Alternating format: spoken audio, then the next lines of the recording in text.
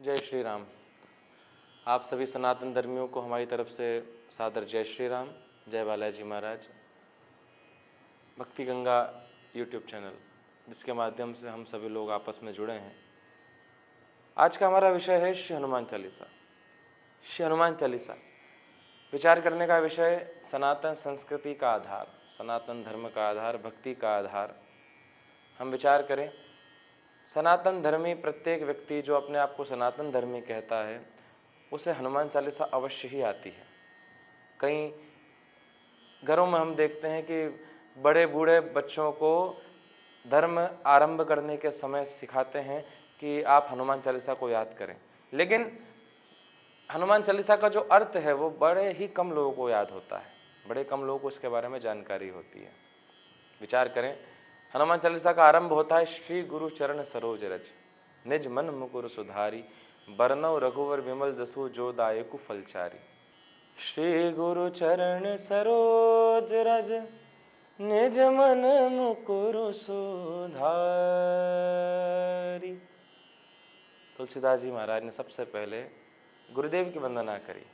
शाब्दिक अर्थ के ऊपर अगर हम चर्चा करें तो श्री गुरु चरण सरोज रज अर्थात गुरुदेव के चरणों की जो रज है, गुरुदेव के चरणों की जो धूली है, उससे सबसे पहले अपने निज मन मुकुर सुधारी अर्थात हमारे मन के अंदर जो दर्पण है उस दर्पण का सबसे पहले हम मार्जन करें। अर्थात समझने वाला विषय, जब पहले के समय में अगर कोई बर्तन या कोई दर्पण बहुत ज़्यादा गंदा हो जाया करता था तो केवल पानी से साफ नहीं हुआ करता था, उसके लिए मट्टी या राख लेना पड़ती थी। उसी तरह से आज के समय में हमारा जो मन रूपी दर्पण है ये काम, क्रोध, लोभ, मोह, मद, मात्सर्य अनेक प्रकार के मैलों से दूषित हो गया है।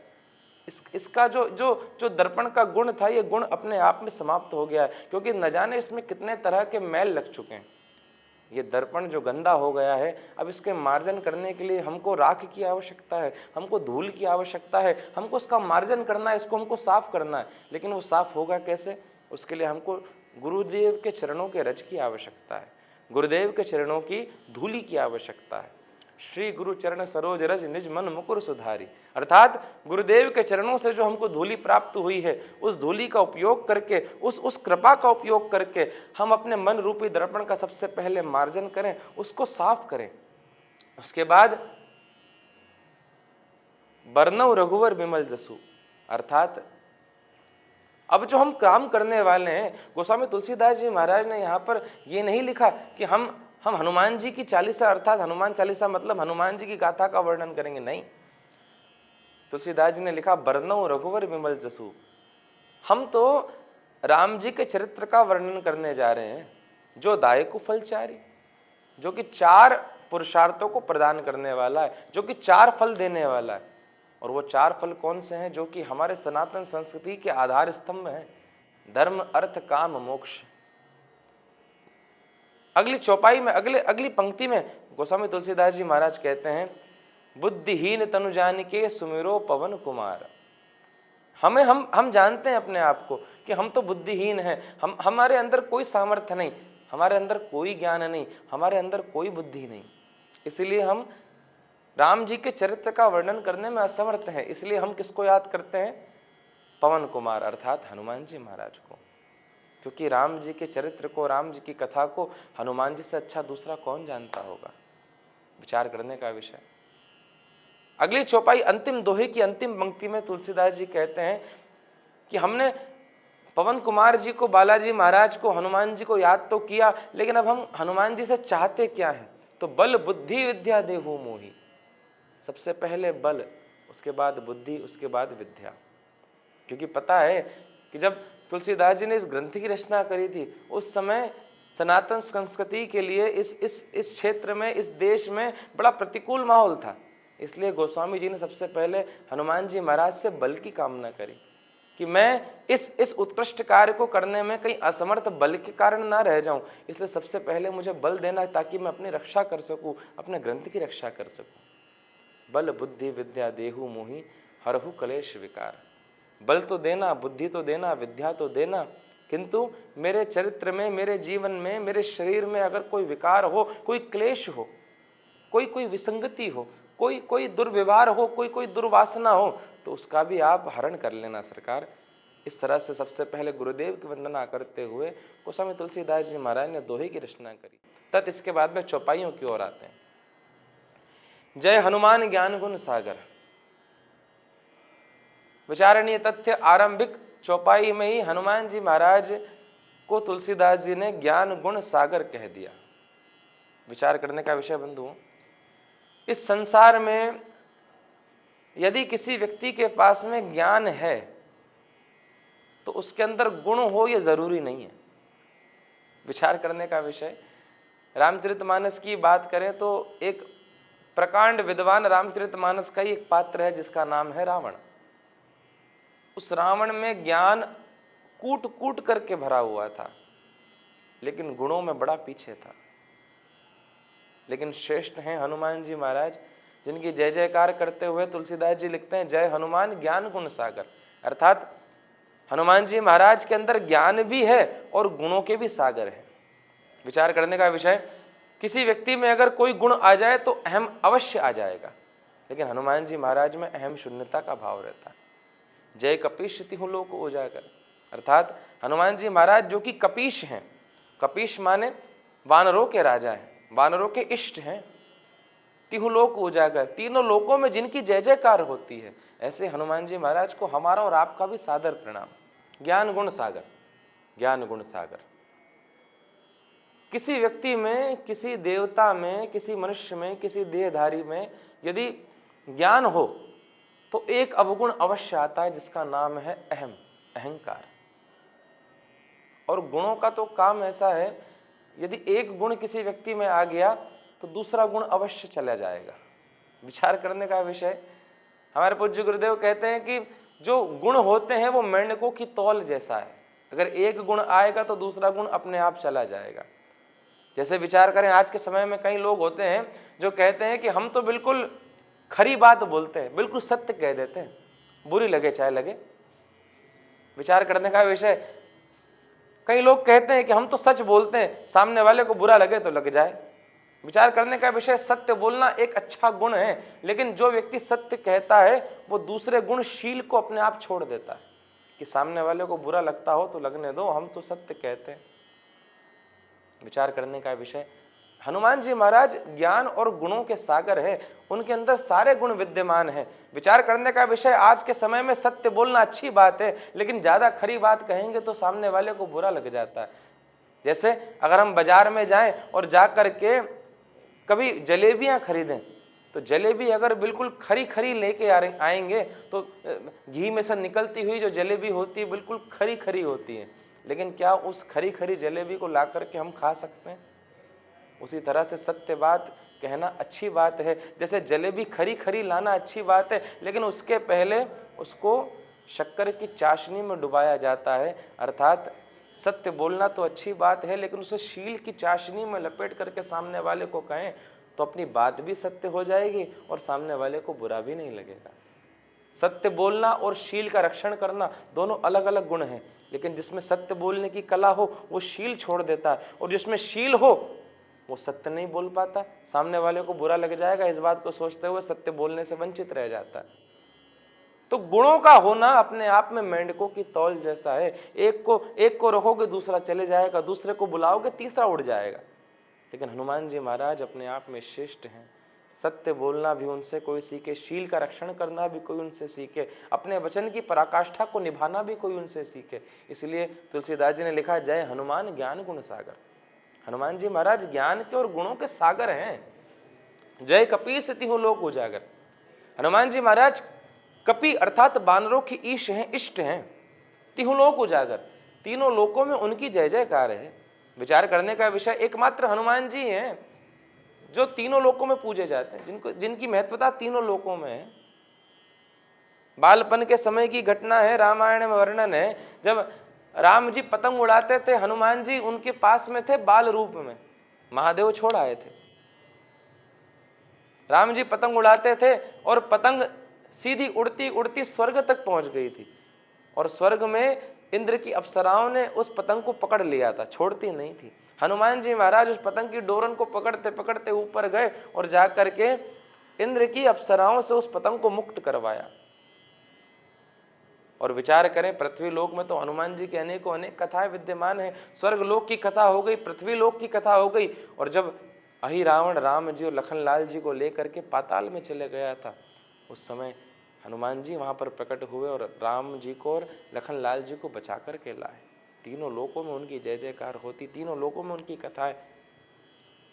रामदूत अतुलित बलधामा। अगली चौपाई, अगली पंक्ति। हनुमान जी महाराज का परिचय हनुमान जी स्वयं भी कभी अपने नाम से नहीं देते। ये विचार करने का विषय, ये हनुमान जी के गुण ही है। हनुमान जी अपने आप को जब भी परिचित कराते हैं, किसी को अपना परिचय देते हैं, हनुमान जी केवल एक बात कहते हैं कि मैं तो राम जी का सेवक हूं, मैं तो राम जी का दूत हूं। विचार करने का विषय, नागपाश में बंधे हनुमान जी महाराज रावण की सभा में खड़े।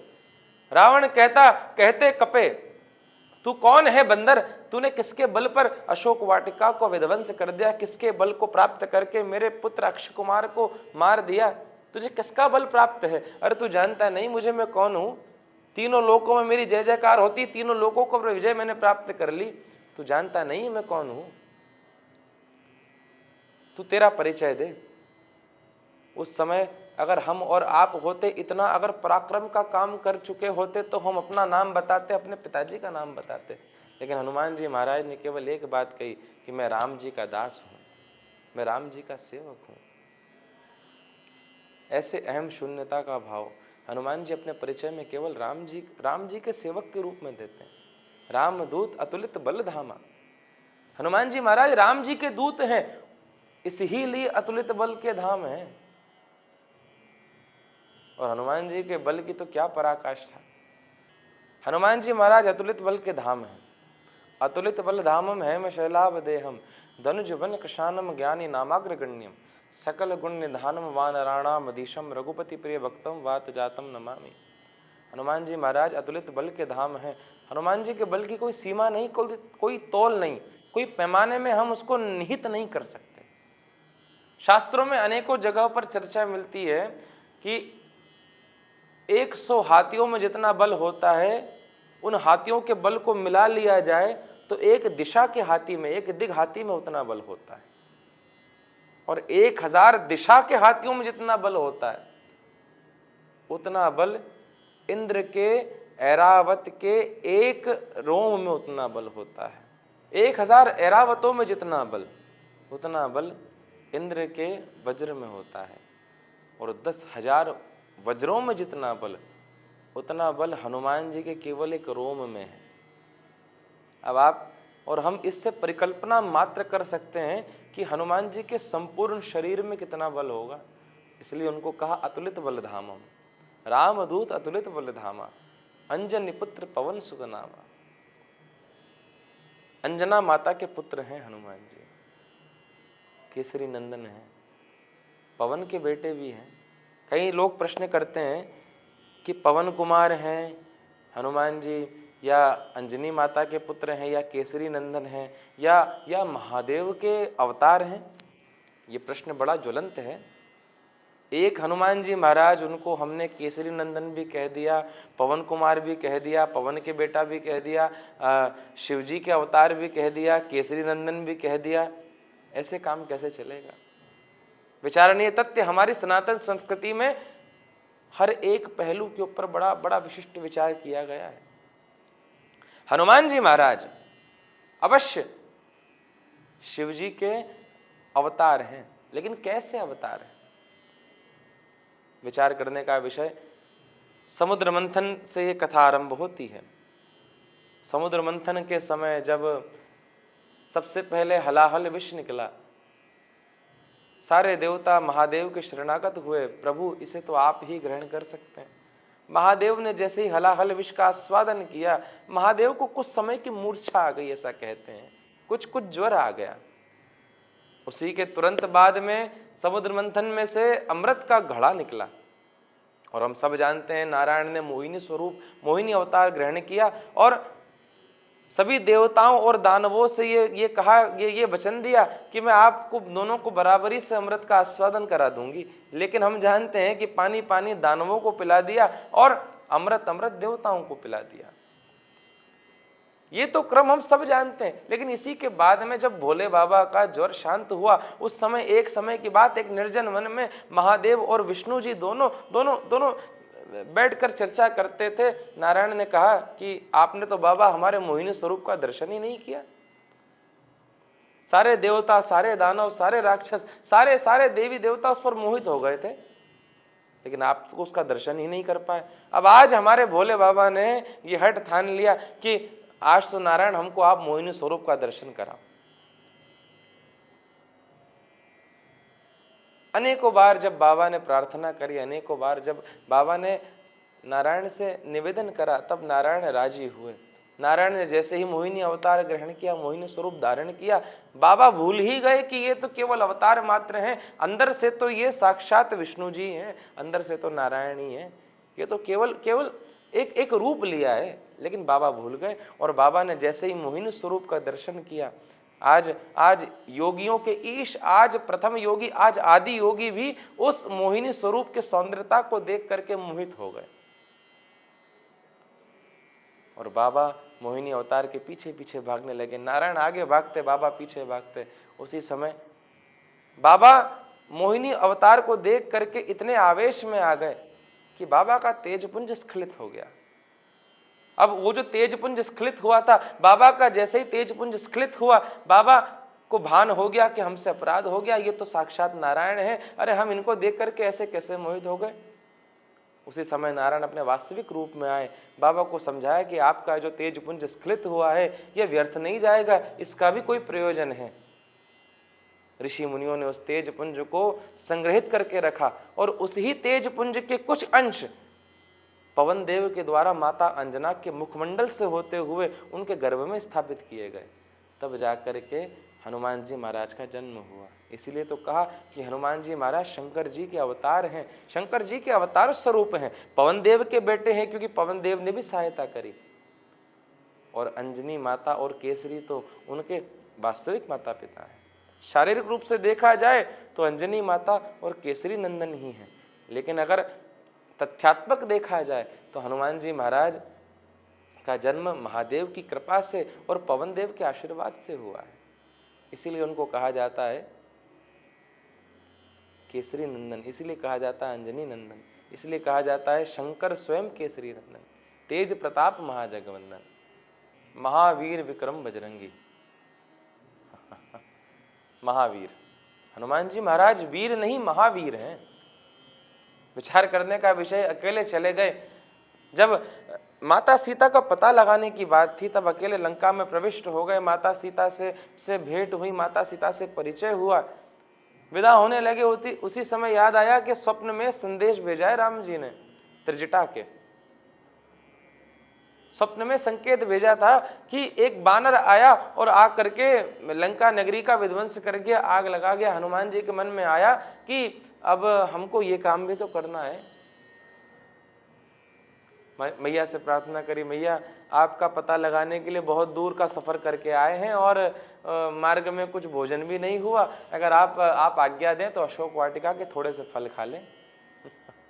मैया ने आज्ञा दी। हनुमान जी महाराज विचार करें, फल खाए लेकिन अशोक वाटिका का विध्वंस कर दिया, संपूर्ण अशोक वाटिका को तहस नहस कर दिया। हनुमान जी जानते थे कि अगर ये जो काम मैं करने वाला हूं, ये जो काम मैं कर रहा हूं, ये जो अशोक वाटिका का विध्वंस मैं करूंगा तो रावण के अनेकों अनेक वीर बलशाली योद्धा मुझसे आकर बैर करेंगे। लेकिन हनुमान जी महाराज से पार पाने वाला कौन? महावीर, वीर नहीं महावीर हैं, महावीर विक्रम बजरंगी। विचार करने का विषय, हम आज के समय में अगर किसी व्यक्ति को जानकारी हो कि जो कार्य मैं करने वाला हूं इसके बाद कई लोग आकर के मुझसे झगड़ा करेंगे, लड़ेंगे, तो कई अधिकतम लोगों के मन में ये भाव आ जाएगा कि क्यों ना मैं इसको टाल दूं। लेकिन हनुमान जी महाराज राम का कार्य करने गए थे, महावीर हैं, इसलिए आने वाली समस्याओं को, आने वाली उलझनों को मन में रख करके, मन से सोच करके पीछे नहीं हटे। उन्होंने वो कार्य पूर्ण किया, अशोक वाटिका का विध्वंस किया, महावीर विक्रम बजरंगी। इसलिए उनको कहा कि हनुमान जी महाराज वीर नहीं महावीर हैं। कुमति निवार सुमति के संगी। समझने वाला विषय, हनुमान चालीसा की प्रत्येक चौपाई अपने साथ साथ में हनुमान जी के गुणों की तो चर्चा करती जाती है, लेकिन उस गुण के साथ में शर्तें क्या क्या है इसको ही बताती जाती है। हम हनुमान जी महाराज की सेवा करें। कई भक्त होते हैं हनुमान जी के जो कि समझते हैं कि हम तो साक्षात हनुमान जी के सेवक हैं, तो हम हनुमान जी जैसे ही हैं। हमारे अंदर वीरता हो, हमारे अंदर विक्रमता हो, हमारे अंदर दिलेरी हो। महावीर हनुमान जी को कहा। हम हनुमान जी की सेवा करें तो हनुमान जी हमको बलशाली बनाए, महावीर बनाए, हमको भी हनुमान जी जैसा कुछ ना कुछ अंश प्राप्त हो, हम हनुमान जी जैसे वीर बने। लेकिन उस वीरता को कहाँ पर इस्तेमाल करना है, उस पराक्रम का कहाँ पर सही ढंग से यूटिलाइजेशन करना है, उस पराक्रम को, उस वीरता को, उस बल को, उस बुद्धि को सही मार्ग में कैसे लगाना है, ये भी हनुमान जी ही सिखाते हैं। इसलिए तो कहा कुमति निवार सुमति के संगी। हमारे अंदर बल बहुत हो, लेकिन उस बल का क्या फायदा अगर हम निस्वार्थ किसी भी व्यक्ति से बिना किसी मतलब की लड़ने लग जाएं। उस बल का क्या मतलब अगर वो बल समाज के उत्थान का कारण ना बनते हुए समाज के पतन का कारण बन जाए। अगर किसी व्यक्ति में बहुत बल है, कोई व्यक्ति बड़ा वीर है, महावीर है, बड़ा बलशाली है, लेकिन उसके अंदर कुमति है, तो उसका बल किसी काम का, वो बल समाज के लिए, उसके परिवार के लिए, उस शहर के लिए, उस नगर के लिए, संपूर्ण देश के लिए खतरा बन सकता है अगर वो कुमति के साथ में हो। इसलिए हनुमान जी महाराज हमको बलशाली तो बनाए, हमको बड़ा बुद्धिशाली तो बनाए, हमको बल दे, हमको वीर बनाए, लेकिन हमारे मन के अंदर जो कुमति हो उस कुमति का भी निवारण करते हुए हमको हमेशा सुमति प्रदान करें। प्रेम से कहिए जय सिया राम। सादर जय श्री राम। अगली चौपाई, कंचन वरण विराज सुवेशा, कानन कुंडल कुंचित कैसा। विचारणीय तथ्य, कंचन वर्ण विराज सुवेशा। हनुमान जी महाराज का जो वर्ण है, हनुमान जी महाराज के देह का, शरीर का जो रंग है वो कंचन वर्ण है, स्वर्ण वर्ण नहीं। स्वर्ण में और कंचन में एक बहुत बड़ा अंतर होता है बंधु। स्वर्ण जो कि आज के समय में सबसे ज्यादा महंगा है, सोने के ऊपर ही तो बड़े बड़े विवाद हैं विचार करने का विषय। सोने के लिए ही, एक तो सोना और एक सोना, दोनों बड़ा महंगा है। सोना भी सबको बड़ा पसंद और सोना भी सबको बड़ा पसंद। एक नींद की हम बात करें, एक गोल्ड की हम बात करें, दोनों में यमक है। विचार करने का विषय, हनुमान जी का जो वर्ण है, हनुमान जी का जो शरीर है वो कंचन वर्ण है, स्वर्ण वर्ण नहीं। जब स्वर्ण की कोई धातु को, स्वर्ण की किसी मुद्रिका को, स्वर्ण के किसी आभूषण को, क्या स्वर्ण धातु को ही अग्नि में बड़े अधिक समय तक तपाया जाता है, उसका शोधन किया जाता है।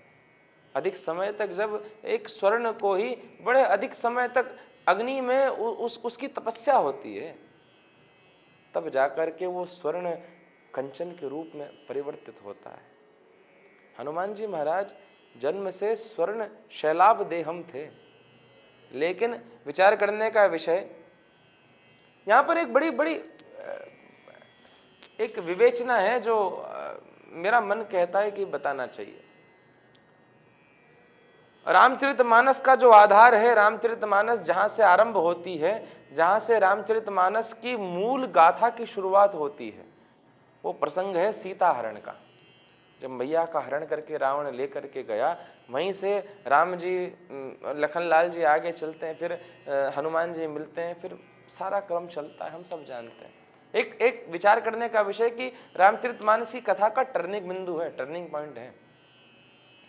लेकिन वो जो सीता हरण की घटना होती है, सीता हरण का जो प्रसंग होता है, वो सीता हरण होता किस लिए है?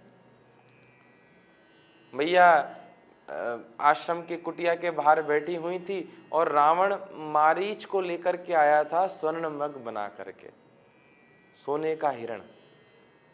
और मैया ने जैसे ही देखा मैया मोहित हो गई कि रघुनाथ जी को कहा कि ये स्वर्ण मृग हमको चाहिए, ये स्वर्ण मृग आप हमको ला करके दो। अब राम जी परात्पर अखिलेश्वर भगवान है, परब्रह्म है, लेकिन राम जी परात्पर अखिलेश्वर परब्रह्म भगवान है, सब जानते हैं कि स्वर्ण मृग नहीं होता, लेकिन आज मैया ने मांगा तो लेने के लिए गए। हम सब जानते हैं नकली था। मारीच का उद्धार हुआ, इधर रावण मैया को लेकर के चले गया। विचार करने का विषय, जब हनुमान जी महाराज को प्रभु ने भेजा माता सीता के पास में, तब हनुमान जी महाराज अपना परिचय देते समय कहते हैं, सुनु माता शाखा मृग नहीं बल बुद्धि विशाल, प्रभु प्रताप ते गरुड़हि खाई परम लघु व्याल। हनुमान जी महाराज अपने आप को शाखा मृग कहते हैं कि मैया मैं बंदर नहीं हूं, मैं शाखा मृग हूं। मतलब पेड़ की जो टहनियां होती है उनको शाखाएं कहा जाता है, और बंदर बिल्कुल टहनियों से ऐसे ऐसे कुलाचे भर के हो इधर उधर जाता है जैसे पेड़ों पर चढ़ने वाला हिरण हो। तो हनुमान जी अपना परिचय देते हैं कि मैया मैं तो शाखा मृग हूं। मैया समझ जाती है कि रघुनाथ जी मुझको स्वर्ण मृग नहीं दे पाए थे, तो मुझे मेरे लिए शाखा मृग भेज दिया। अब यहाँ पर हनुमान जी कहते हैं मैया मैं तो शाखा मृग हूं और रघुनाथ जी ने आपके चरणों में मुझे भेजा है सेवा के लिए। मैया मन ही मन सोचती हैं कि हनुमान, मैंने प्रभु से स्वर्ण मृग मांगा था, प्रभु मुझे वो नहीं दे पाए, तुम्हारे रूप में मुझे मृग तो भेज दिया, शाखा मृग भेज दिया, लेकिन मैंने तो सोने का मांगा था, तुम तो सोने के हो ही नहीं। तब हनुमान जी महाराज ने बड़ी सुंदर सी लीला करी, अशोक वाटिका का विध्वंस किया, रावण के सामने पहुंचे। रावण ने जब पूंछ में आग लगाई, तब हनुमान जी महाराज ने अपनी पूंछ की आग लगी हुई को इतना बढ़िया तरीके से उपयोग किया कि रावण की समस्त स्वर्णमयी लंका को जला दिया। क्योंकि रावण के पास जो स्वर्णमयी लंका थी वो नकली स्वर्ण थी, और हनुमान जी स्वर्ण शैलाभ देहम, बिल्कुल कंचन है।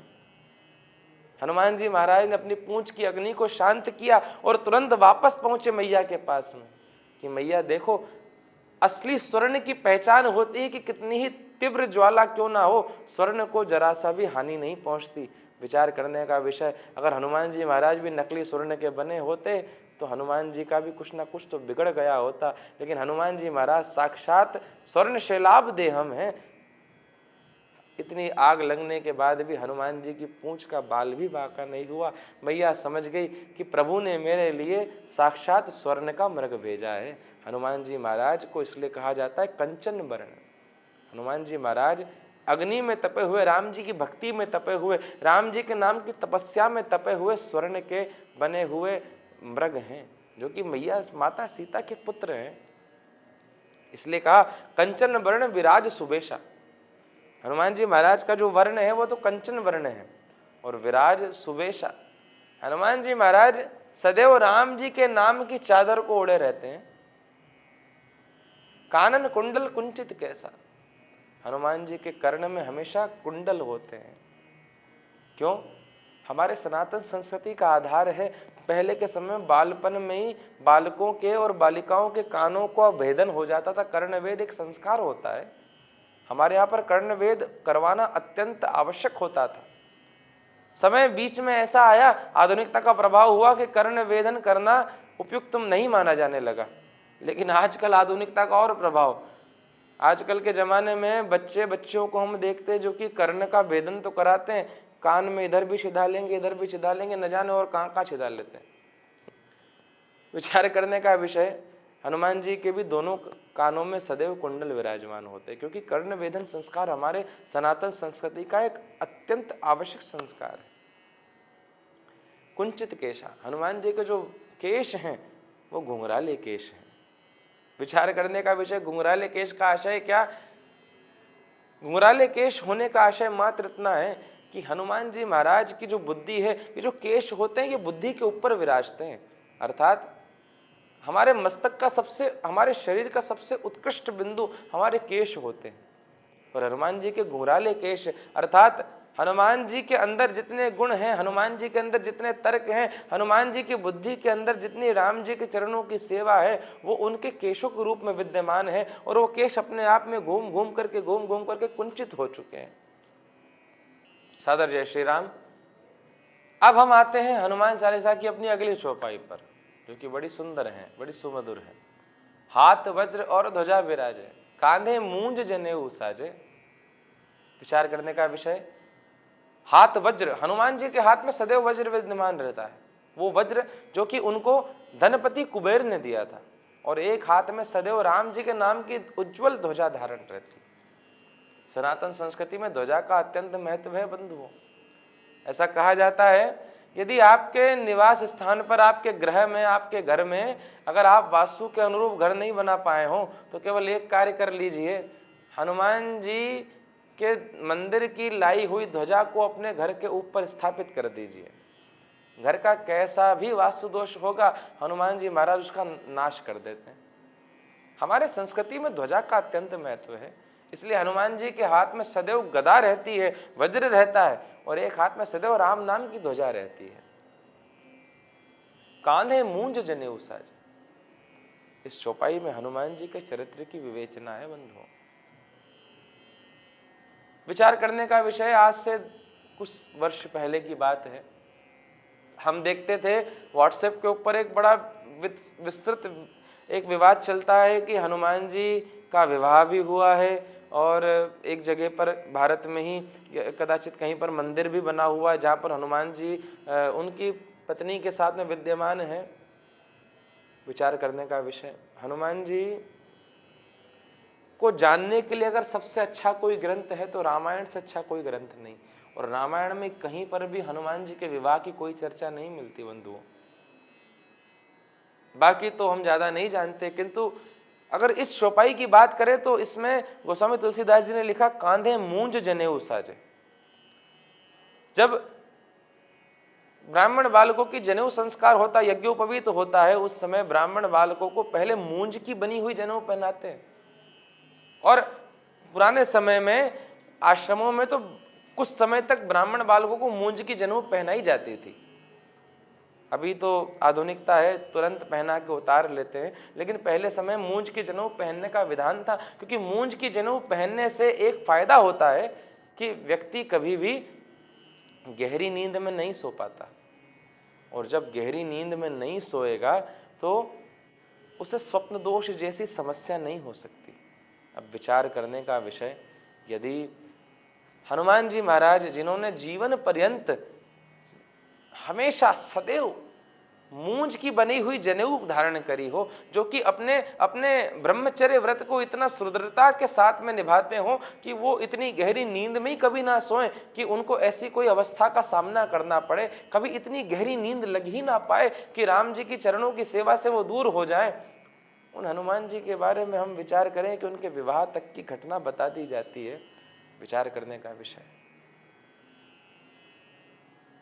सनातन धर्म को दूसरे धर्मों के मानने वालों से इतना खतरा नहीं होता जितना अपने ही धर्म के अंदर सनातन धर्म को मानने वालों से खतरा है। क्योंकि हम व्हाट्सएप पे चली हुई जानकारियों को मान करके बैठ जाते हैं और उसी के अनुसार अपने मन की श्रद्धा को निर्धारित कर लेते हैं। इसलिए सनातन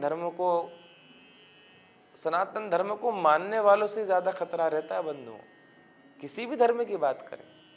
इसलिए इस बात को कहते हुए हमको जरा सा भी गुरेज नहीं है कि हनुमान जी महाराज के विवाह वाली जो ये घटना है, विवाह वाली जो कथा है, ये पूर्णतः असत्य है। प्रेम से कहिए जय श्री राम। सादर जय श्री राम। चलते हैं अपनी अगली चौपाई के ऊपर, बड़ी मंगलमयी चौपाई।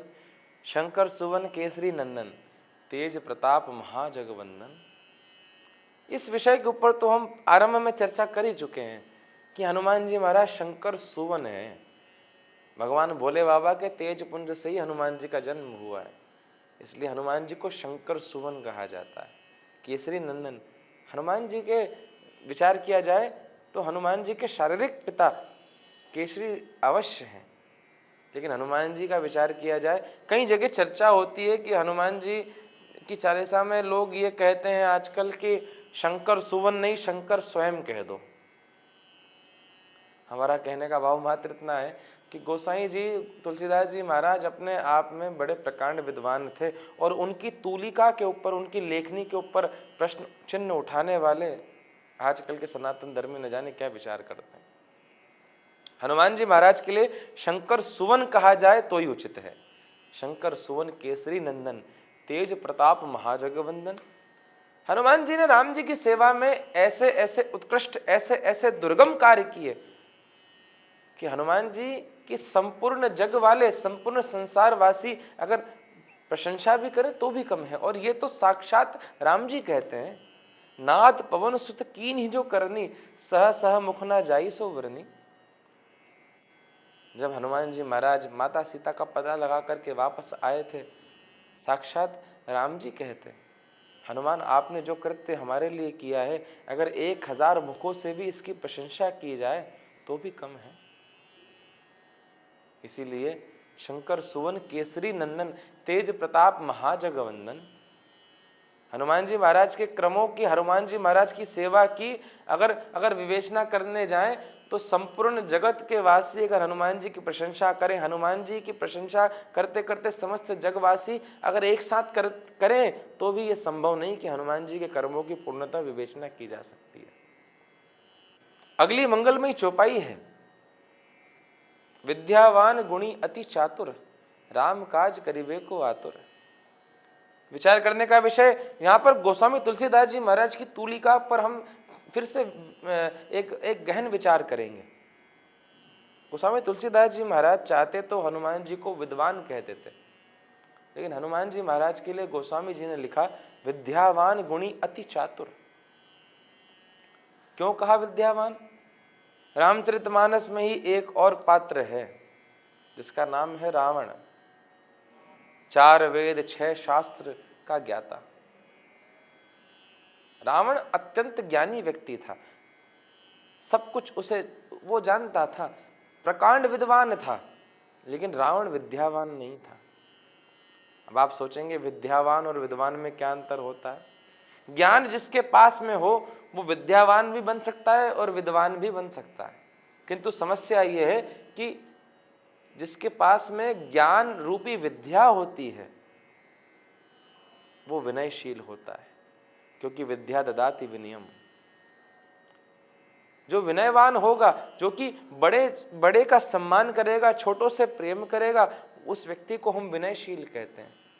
लेकिन जो विद्वान होगा उसे अपनी विद्या का, उसे अपने ज्ञान का, उसे अपने अध्ययन का घमंड होगा, अहम होगा। रावण विद्वान है, लेकिन हनुमान जी महाराज विद्वान नहीं, हनुमान जी महाराज विद्यावान है। ज्ञानी तो बड़े हैं, अष्ट सिद्धि नव निधि के दाता। हनुमान जी के पास में अष्ट सिद्धियां हैं, नव निधियां हैं, ज्योतिष, कर्म, न्याय, वैशेषिक सूत्र, सारे जितने ये दर्शन हैं, हनुमान जिसके प्रकांड विद्वान हैं। हनुमान जी को राजनीति का भी अध्ययन है, हनुमान जी को ज्योतिष का भी अध्ययन है, हनुमान जी को व्याकरण का भी प्रकांड विद्वता है, लेकिन हनुमान जी महाराज इस ज्ञान का अहम शून्यता का भाव रखते हैं। हनुमान जी के मन में इस ज्ञान के लिए जरा सा भी अहम नहीं है, किंचित मात्र भी अहंकार हनुमान जी के मन में नहीं विद्यमान। इसलिए हनुमान जी को हमने विद्यावान कहा बंधु, विद्वान नहीं। विद्यावान गुणी अति चातुर, राम काज करिबे को आतुर। विद्यावान हनुमान जी महाराज, हमको उनके चरित्र से यही सीख लेना चाहिए। रावण कहता है किसके बल पर तूने बंदर मेरी अशोक वाटिका का विध्वंस कर दिया, और हनुमान जी क्या कहते हैं कि स्वामी मैं तो वहां पर केवल फल खाने गया था, खायो फल प्रभु लागी भूखा। हनुमान जी महाराज रावण को फिर भी कहते हैं कि प्रभु मैं तो केवल फल खा रहा था, मुझे भूख लगी थी।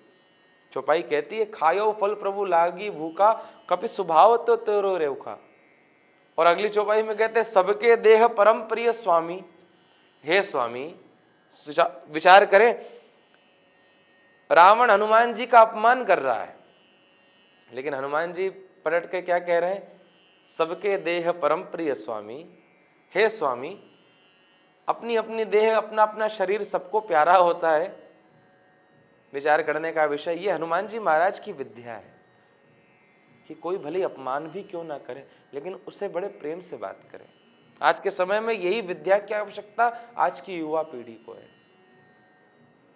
जरा सी बात में अगर हमको क्रोध आ जाता है, जरा से जरा सी समस्या अगर जीवन में आ जाए, जरा सी अगर अनुकूलता प्रतिकूलता अगर हमारे जीवन में जरा सी प्रतिकूलता आ गई, तो आज की युवा पीढ़ी तुरंत ही तुनक मिजाजी, तुरंत ही क्रोध में आ जाती है।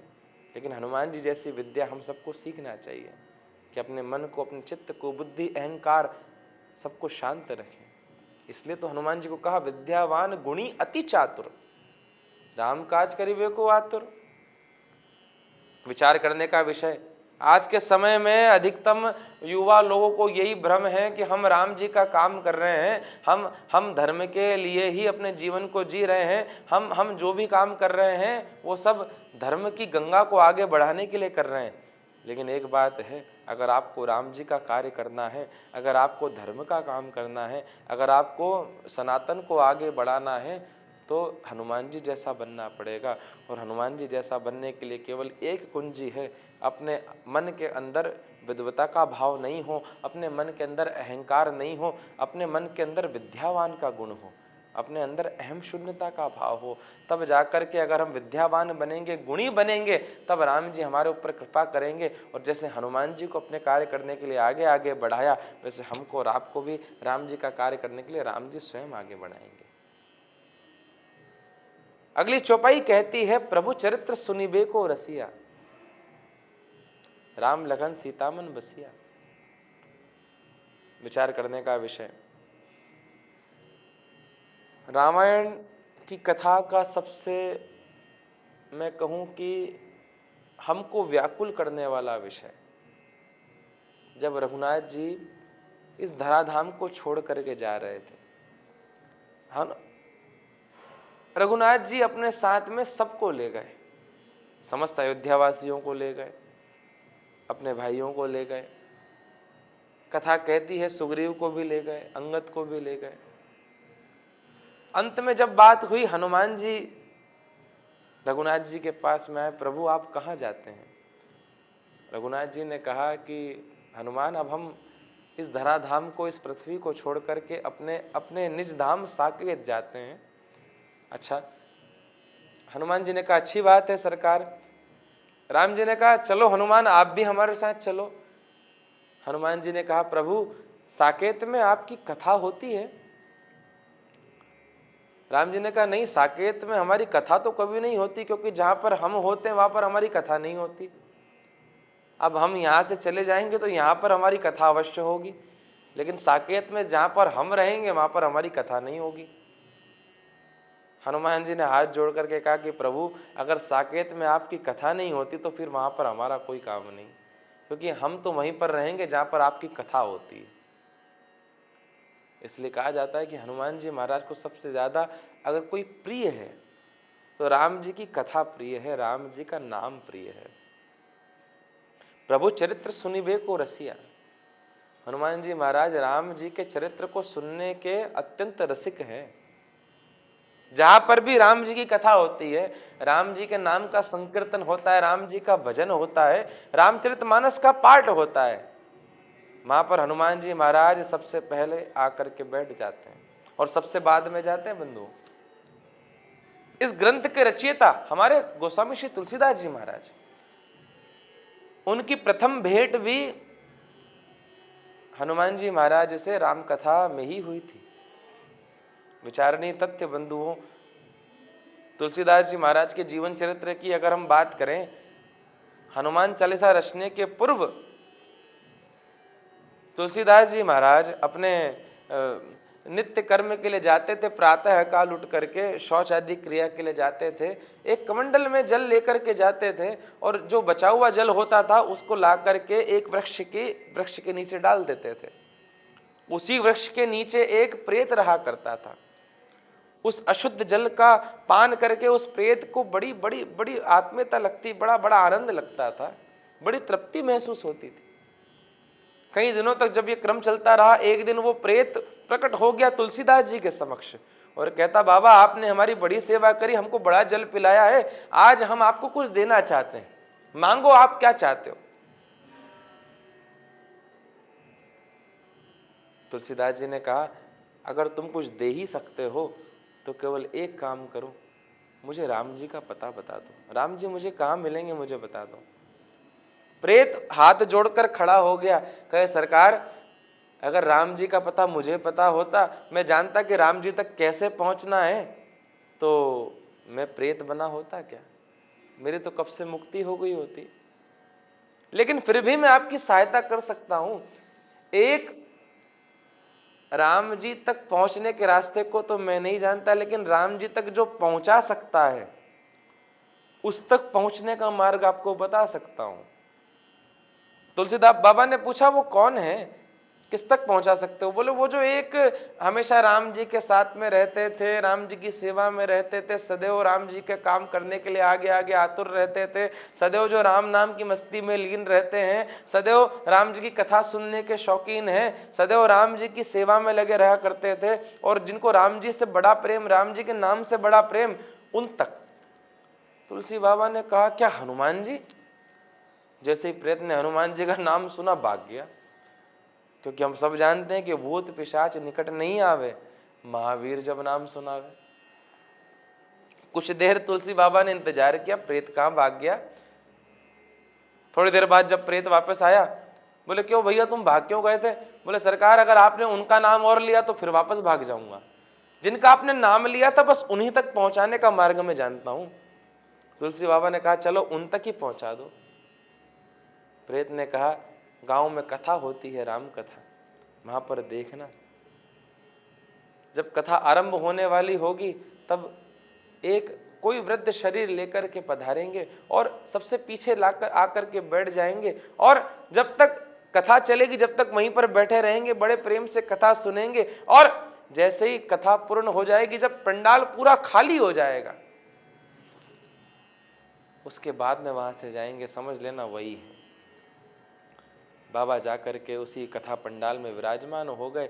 जाकर देखा, लोग आने लगे। कथा व्यास के पहले जैसा उस प्रेत ने बताया था, बिल्कुल वृद्ध शरीर, न जाने कैसे कैसे उस शरीर में रोग लगे हुए, कहीं से कोढ़ हो रहा, कहीं से कोई कोई कोई कोई जख्म हो रहा, कहीं से शरीर गल रहा, न जाने कैसे कैसे उस शरीर में रोग लगे हुए। ऐसे शरीर का एक वृद्ध व्यक्ति आकर के, जहां पर सबसे पीछे कोई नहीं बैठा, चप्पलों के पास में आकर के अपना आसन लगाया, वहां पर बैठा।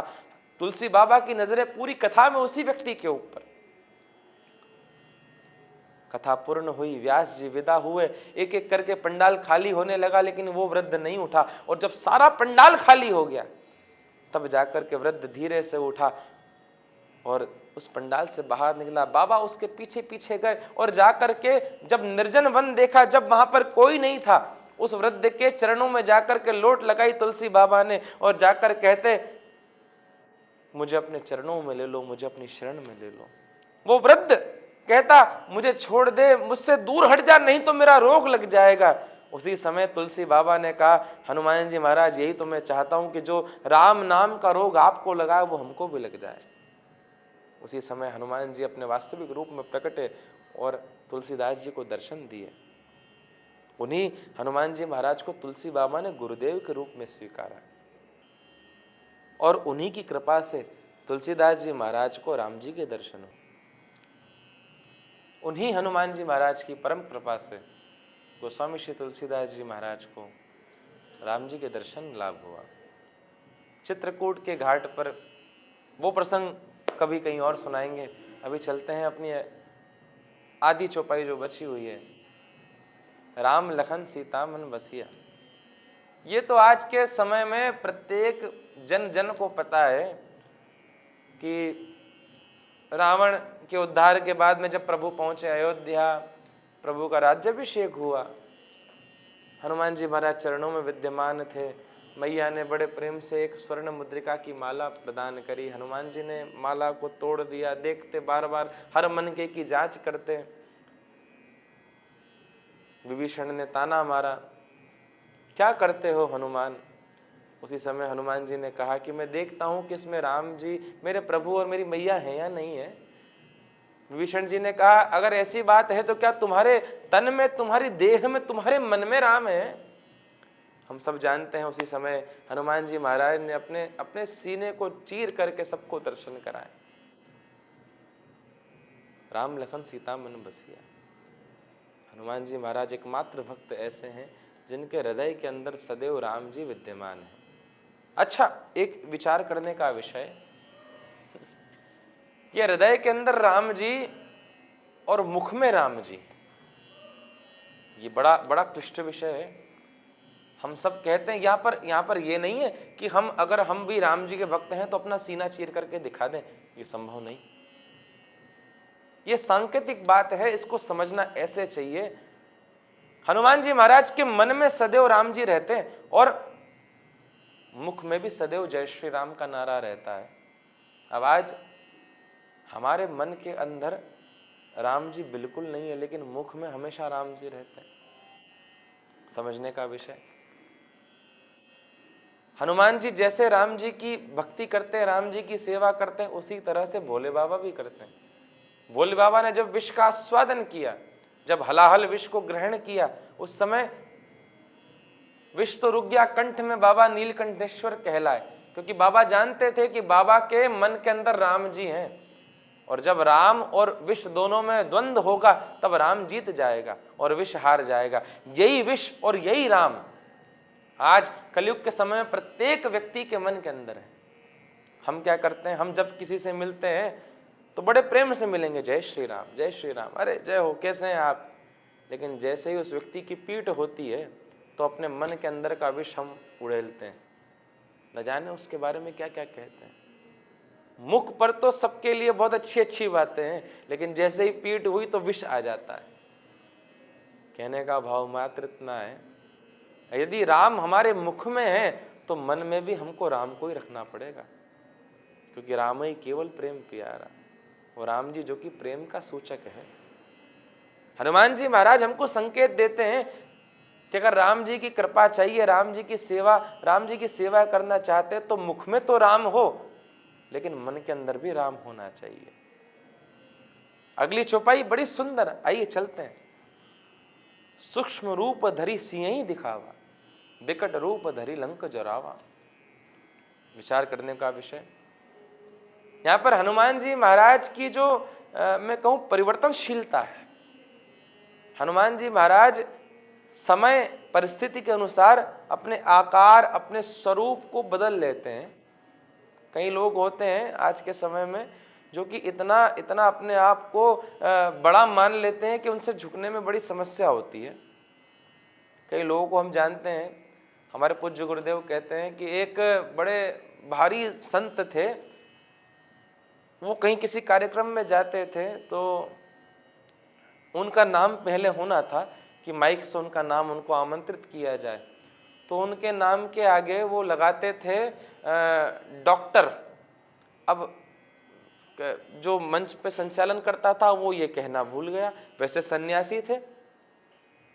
अब जैसे ही उनका नाम लिया गया और वो बड़े नाराज हो गए कि आपने तो हमारा अपमान कर दिया, हमारे नाम के आगे आपने डॉक्टर नहीं लगाया। हम अपने आप को, अपने पद को, अपनी गरिमा को इतना बड़ा बना लेते हैं कि हमसे फिर छोटा हुआ नहीं जाता। लेकिन हनुमान जी महाराज कितने श्रेष्ठ हैं।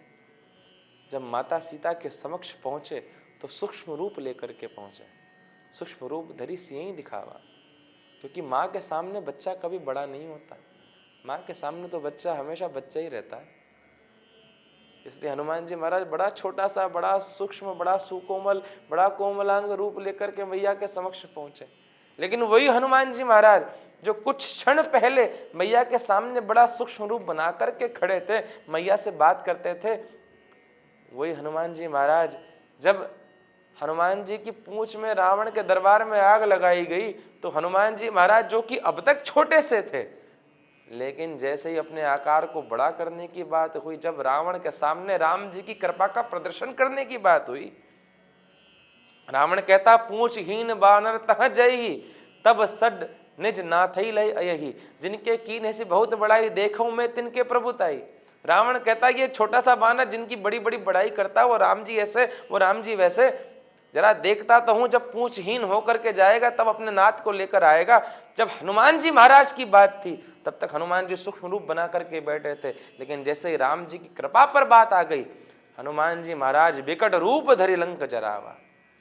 हनुमान जी महाराज ने विकट विशाल रूप धारण किया और संपूर्ण लंका नगरी का विध्वंस कर दिया, लंका का दहन कर दिया, संपूर्ण लंका का विध्वंस किया, लेकिन केवल एक घर छोड़ दिया।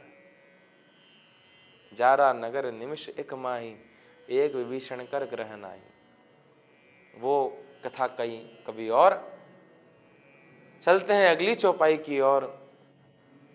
भीम रूप धरि असुर संहारे, रामचंद्र जी के काज संवारे। हनुमान जी महाराज जब रण में हनुमान जी के समक्ष अनेकों अनेक राक्षस आते, तब हनुमान जी उन सबका उद्धार करते। लेकिन उद्धार कैसे करते? बिल्कुल भीम के रूप में। विचार किया जाए तो भीम हनुमान जी के छोटे भाई हैं। हनुमान जी भी पवन के बेटे और भीम भी पवन के बेटे। भीम रूप धरि असुर संहारे, रामचंद्र जी के काज सवारे। हनुमान जी वैसे बड़े शांति प्रिय हैं, लेकिन जब राम जी के कार्य की बात आती है तो हनुमान जी किसी भी काम को करने से पीछे नहीं हटते। हनुमान जी ने भीम के रूप को धारण करके, मानो आज हनुमान जी के शरीर के अंदर भीम आ गए हो। भीम रूप धरि असुर संहारे, रामचंद्र जी के काज सवारे। क्योंकि राम जी का काम था, और राम जी का काम करने के लिए तो हनुमान जी सदैव तत्पर रहते हैं। अगली चौपाई कितनी सुंदर विवेचना करती है। लाए संजीवन लखन जियाए, श्री रघुवीर हर्षि उर लाए। विचार करने का विषय हम सब जानते हैं। लखनलाल जी को शक्ति लगी, लखनलाल जी मूर्छित हो गए। वैद्य को लेकर हनुमान जी आए। विचार करने का विषय, अगर मैनेजमेंट सीखना हो तो यहां पर हम हनुमान जी से सीखें। कैसे? हनुमान जी महाराज पहुंचे लंका। जानते तो थे सुषेण वैद्य है, उनका घर है। अब सोचते कि अगर मैं वैद्य जी को उठाऊंगा, उठा करके लेकर के जाऊंगा, अपने कंधे पर बिठा कर ले जा सकते थे। लेकिन फिर वैद्य जी को लेकर पहुंचूंगा, फिर वैद्य जी कहेंगे कि मैं तो अपना जो कार्य करने का, इलाज करने का साधन था, अपना स्टेटोस्कोप था, अपना आला था, अपना इंजेक्शन था, अपनी दवाई थी, वो तो मैं भूल आया। अगर मुझे मुझे मुझे अपने अपने उन साधनों को लेने वापस जाना पड़ेगा, इसमें विलंब होगा। हनुमान जी ने विचार किया ही नहीं। हनुमान जी सुषेण वैद्य को उनके घर के सहित ही उठा करके ले गए। मैनेजमेंट सीखना है तो हनुमान जी से सीखे। लाए संजीवन लखन जी आए। सुषेण वैद्य ने कहा, मैं इनकी मूर्छा दूर कर सकता हूं, लेकिन इसके लिए संजीवनी बूटी की आवश्यकता है। बूटी की पहचान बता दी, कहां मिलेगी बता दी, दवाई का नाम बता दिया, किस मेडिकल स्टोर पे मिलेगी ये बता दिया। पहुंचे हनुमान जी महाराज द्रोणगिरी पर्वत, हिमालय पर्वत श्रृंखला पर। विचार किया, जाकर के देखा, थोड़ा कंफ्यूजन हुआ, ये दवाई है या ये बूटी है, ये बूटी है। उन्होंने सोचा, अब ये लेकर के जाऊं या ये लेकर के जाऊं या सारी लेकर के चले जाऊं। मन में आया, एक काम करता हूं, पूरा मेडिकल स्टोर ही उठा के ले चलता हूं। पूर्ण द्रोणगिरी पर्वत उठा करके ले गए। विचार करने का विषय, यहां पर कई लोग कहते हैं कि आपने तो कहा कि हनुमान जी बड़े गुणवान हैं, हनुमान जी विद्यावान हैं, हनुमान जी को सारी विद्याएं आती हैं, तो हनुमान जी को यह नहीं पता था कि संजीवनी बूटी कौन सी है। बंधुओं, विधर्मी ये प्रश्न उठाते हैं। सोचने का विषय यहाँ पर यह है कि हनुमान जी को ज्ञात था कि जिसने एक बार शक्ति चला दी दूसरी बार भी चला सकता है, तो फिर दूसरी बार अगर शक्ति का प्रयोग करेगा तो फिर से हनुमान जी बूटी लेने जाएंगे। इसलिए हनुमान जी ने सोचा कि पूर्ण बूटी का पर्वत ही उठा कर ले चले एक बार में ही। अगर वापस से किसी ने शक्ति का प्रयोग किया तो पुनः बूटी काम में आ जाएगी। और जैसे ही हनुमान जी महाराज संजीवनी का पूर्ण पर्वत लेकर के आए, लखनलाल जी की मूर्छा दूर हुई, श्री रघुवीर हर्षि उर लाए। रघुनाथ जी ने उनको अपने हृदय से लगा लिया। हर्षि उर लाए, उर माने हृदय। रघुनाथ जी ने उनको हृदय से लगाया, अपने गले लगा लिया। रघुपति की नहीं बहुत बड़ाई, तुम मम प्रिय भरतई संभाई। चले अगली चौपाई की ओर। गोस्वामी तुलसीदास जी लिखते हैं, रघुपति की नहीं बहुत बड़ाई, अर्थात हनुमान जी की सेवा से प्रसन्न होकर के रघुनाथ जी ने हनुमान जी की अनेकों अनेक बार तारीफ की, अनेकों अनेक बार बढ़ाई की, अनेकों अनेक बार प्रशंसा की। और यहां तक कह दिया कि तुम मम प्रिय भरतई सम भाई। आप तो हनुमान जी मेरे लिए मेरे भरत जैसे प्रिय बंधु हो, मेरे भरत जैसे प्रिय भाई हो। अब कई लोग यहाँ पर विचार करते हैं, विवाद करते हैं कि रघुनाथ जी के प्रिय भाई तो लखनलाल जी थे, फिर भरत जी का नाम क्यों लिखा यहाँ पर? विचार करने का विषय बंधु। लखनलाल जी राम जी के भ्राता हैं, भाई हैं, लेकिन लखनलाल जी सेवक के रूप में हैं। लखनलाल जी का भाव मन के अंदर राम जी के लिए सेवक का है कि ये राम जी हमारे हमारे आराध्य हैं और हम इनकी सेवा करते हैं। लेकिन भरत जी का भाव जो है वो सेवक भी है, वो राम जी के भैया का भी है, राम जी के अनुज का भी है, राम जी के सेवक का भी है। और जितना प्रेम भरत जी राम जी से करते हैं उतना प्रेम दूसरा कोई नहीं करता। हम सब जानते हैं जब भरत जी राम जी को वापस लेने के लिए आए थे, कितना मार्मिक चित्रण है उस समय की बात। लखनलाल जी के मन में तो आ गया था जब भरत जी को देखा दूर से कि लगता है भरत जी आक्रमण करने के लिए आते हैं सेना के साथ में, कि राम जी को यहीं पर राम जी का यहीं पर क्रम समाप्त कर देंगे और फिर अब हमेशा हमेशा के लिए मैं ही राजा बन करके रहूंगा, अर्थात भरत राजा बन करके रहेंगे। लेकिन राम जी जानते थे कि इस संसार में सूर्य पश्चिम से अवश्य उग सकता है, लेकिन कभी भरत जी का प्रेम राम जी के लिए कम नहीं हो सकता। राम जी ने जैसे ही भरतलाल जी को देखा, भरतलाल जी दौड़े, राम जी ने अपने हृदय से लगाना चाहा, लेकिन भरतलाल जी मां से छूट करके सीधे चरणों में आरूढ़ हो गए। विचार करने का विषय। इसलिए हनुमान जी के लिए राम जी ने कहा तुम मम प्रिय भरतई सम भाई। जैसे भरत मेरी सेवा में सदैव सदैव तत्पर रहते हैं, जितना प्रेम मुझसे भरत करता है उतना ही प्रेम मुझसे आप भी करते हैं। सादर जय श्री राम। चलते हैं अपनी अगली चौपाई की ओर। मंगलमयी चौपाई। सहस बदन तुमरो जश गावे, अस कही श्रीपति कंठ लगावे।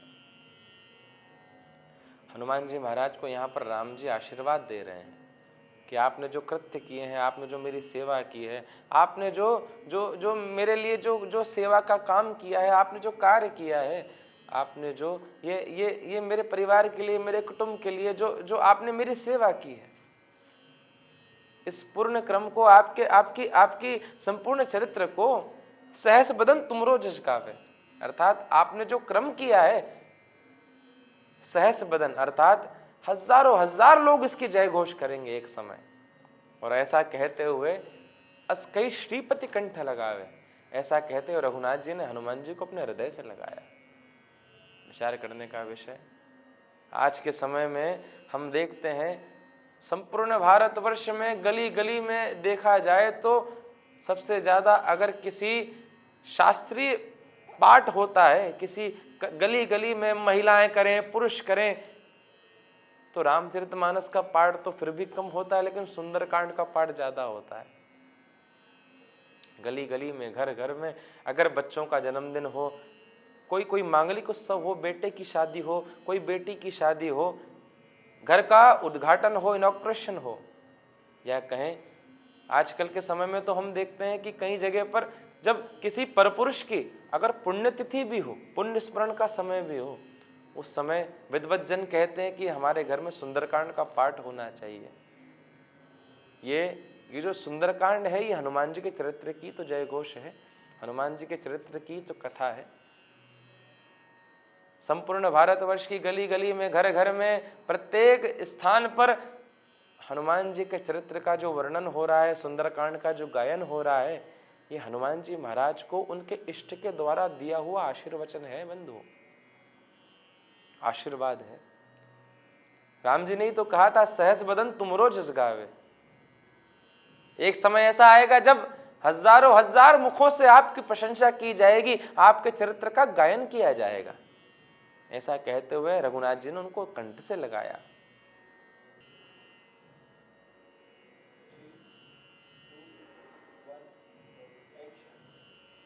सादा जय श्री राम। हनुमान जी महाराज की प्रशंसा सब करते हैं। चौपाई कहती है बड़ी सुंदर, सनकादिक ब्रह्मादि मुनीसा नारद सारद सहित अहिषा यम कुबेर दिक्पाल जहाते। अर्थात सनकादिक ऋषि मुनि हनुमान जी की प्रशंसा करते, ब्रह्मादिक ऋषि मुनि तत्ववेत्ता सब हनुमान जी की प्रशंसा करते हैं। मुनीषा नारद सारद सहित अहिषा, नारद जो कि भगवान के सेवक हैं, शारद जो कि साक्षात सरस्वती मैया है, अहिषा अर्थात शेषनाग, यम साक्षात यम, कुबेर दिग्पाल, जितने दिग्पाल हैं दिग दिगांतर में रहने वाले जितने दिशा के लोग हैं, जहां तक विचार किया जाए, जहां तक देखा जाए, सब हनुमान जी के चरित्र का जय घोष करते हैं। यहाँ पर तुलसीदास जी कहते हैं कि जब इतने सारे देवी देवता, इतने ऋषि, इतने मुनि, इतने संत, इतने महात्मा, साक्षात ब्रह्मा, साक्षात शेष नारायण आपकी प्रशंसा कर सकते हैं और वो प्रशंसा करते करते नहीं थकते, कभी कोविद कही सके कहते, मैं एक छोटा सा कवि आपकी प्रशंसा में ज्यादा क्या कहूं। फिर भी अगली चौपाई में तुलसीदास जी लिखते हैं, तुम उपकार सुग्रीव ही किन्हा। विचार करने का विषय, सुग्रीव जो कि वानर राज थे, बाली से उनका विवाद हो गया था अपने भाई से, पर्वत पर जाकर के रहते थे क्योंकि वहां पर बाली नहीं आ सकता था। सुग्रीव के साथ में कुछ लोग थे जिनमें हनुमान जी भी थे।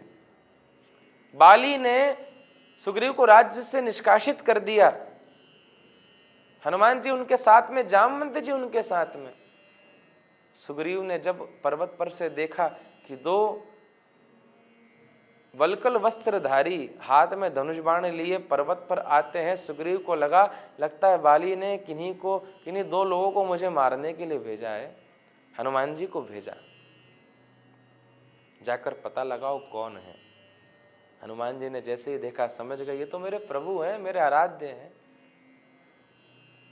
हनुमान जी ने वहां पर राम जी से बात की, प्रभु आप चलिए मेरे साथ, सुग्रीव है, उनका और आपका दुख भी एक जैसा ही है, आप रमा के लिए परेशान हो, रुमा के लिए परेशान है। और विचार करने का विषय, जिनके दुख एक जैसे होते हैं उनमें मित्रता भी अच्छी होती है। अगर सुग्रीव की मित्रता हनुमान जी महाराज राम जी से नहीं करवाते तो क्या बाली का उद्धार हो पाता? क्या सुग्रीव वापस से किष्किंधा नरेश बन पाते? नहीं। या फिर ये हो जाता कि हनुमान जी वहीं से राम जी के साथ चले जाते, सुग्रीव तक लेकर के ही नहीं जाते, तो क्या सुग्रीव का उद्धार हो पाता? लेकिन हनुमान जी ने क्या किया, तुम उपकार सुग्रीव ही कीना। हनुमान जी महाराज का उपकार है सुग्रीव के ऊपर कि हनुमान जी महाराज ने अपने प्रभु को, राम जी को, लखनलाल जी को ले जाकर सुग्रीव से मिलवाया। तभी तो जब हनुमान जी ने उपकार किया तभी सुग्रीव को वापस अपना राज्यपाठ मिला। तुम उपकार सुग्रीव ही कीन्हा, राम मिलाए राजपद दीन्हा। तुमरो मंत्र विभीषण माना, लंकेश्वर बस सबको जग जाना। विचार करें, यही क्रम आगे चलता है। हनुमान जी जब लंका में प्रत्येक भवन में माता को खोजते हैं, माता सीता कहीं नहीं मिलती, वही समय विभीषण से मिलना होता है, आपस में परिचय होता है। हनुमान जी उसी समय समझ जाते हैं विभीषण से मिलकर के कि एकमात्र विभीषण ही है जो रघुनाथ जी के चरणों में जाने के लायक है। विचार करने का विषय, हनुमान जी समझा कर तो आ जाते हैं, लेकिन फिर भी हनुमान जी समझते हैं कि विभीषण इतनी आसानी से राम जी के चरणों में नहीं आएंगे। विचार करें, राजनीति के 4 बिंदु हैं बंधुओं, साम, दाम, दंड और भेद। कहीं पर विवाद की स्थिति हो जाए तो इन 4 रास्तों का प्रयोग किया जाता है। साम माने समझाना, दाम कुछ ले देकर पूर्ण हो जाए, दंड जब इन दोनों से नहीं माने तो फिर दंड की बात आती है, और जब दंड से भी नहीं काम बने तो फिर भेद माने कुछ फूट डाल दो, कुछ भेद डाल दो, कुछ आपस में ही इन लोगों का विवाद करवा दो और अपना काम निकल जाए। हनुमान जी महाराज जब विभीषण से मिले समझ गए ये जाने लायक है, लेकिन इसको रघुनाथ जी तक पहुंचाने के लिए युक्ति लगाना पड़ेगी। रावण के समक्ष पहुंचे, सबसे पहले समझाया अभी भी समय है, चल मेरे राम जी की शरणों में, तेरे सारे अपराध को क्षमा कर देंगे। रावण नहीं माना। फिर दाम, हनुमान जी कहते हैं चौपाई, राम चरण पंकज उर धरहु, लंका अचल राज तुम करहु। रावण अभी भी समय है, राम जी के चरणों को मन में बसा ले, समय के अंत तक, जब तक समय रहेगा तब तक लंका पर अचल राज करेगा। रावण नहीं माना। जब साम से काम नहीं बना, दाम से काम नहीं बना, तो फिर दंड की बारी आई। हनुमान जी ने संपूर्ण लंका नगरी का विध्वंस कर दिया, लंका दहन कर दिया, लेकिन रावण तब भी नहीं माना। हनुमान जी जानते थे। तब अंत में आया भेद। हनुमान जी ने संपूर्ण लंका नगरी को दहन कर दिया, उसमें आग लगा दी, केवल एक विभीषण जी का घर छोड़ दिया। विचार करने का विषय। लंकाधिपति रावण लंकेश्वर के मन में यह अवश्य आया होगा, संपूर्ण लंका नगरी को जला गया वो बानर, लेकिन एक विभीषण का घर छोड़ गया।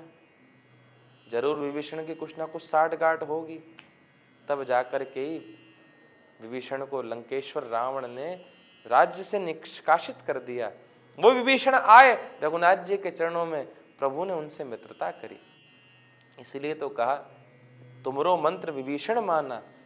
अगर हनुमान जी महाराज की बात विभीषण नहीं मानते तो क्या वो लंकेश्वर के रूप में जाने जाते।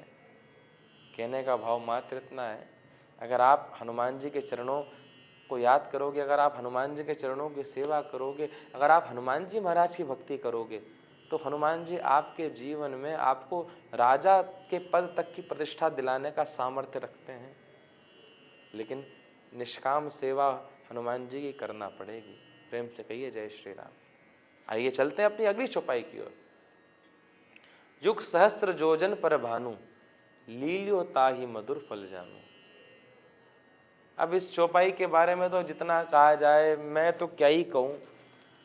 आज के समय में जो हनुमान जी महाराज को, राम जी को अच्छे से नहीं जानते, जिन्होंने रामायण कभी नहीं पढ़ी, रामचरितमानस कभी अध्ययन नहीं किया, वो इस चौपाई की व्याख्या बड़े अच्छे से कर रहे हैं कि युग सहस्त्र जोजन, युग माने 4 युग, सतयुग त्रेता द्वापर कलयुग, सहस्त्र माने 1000, जोजन माने 1 जोजन में करीब 1.25 किलोमीटर होता है। उसको अगर तीनों को, इनको युग सहस्त्र जोजन पर भानु, इन सबको अगर मल्टीप्लाई कर लेंगे तो बराबर उतनी दूरी निकल जाती जितनी पृथ्वी से सूर्य की दूरी है।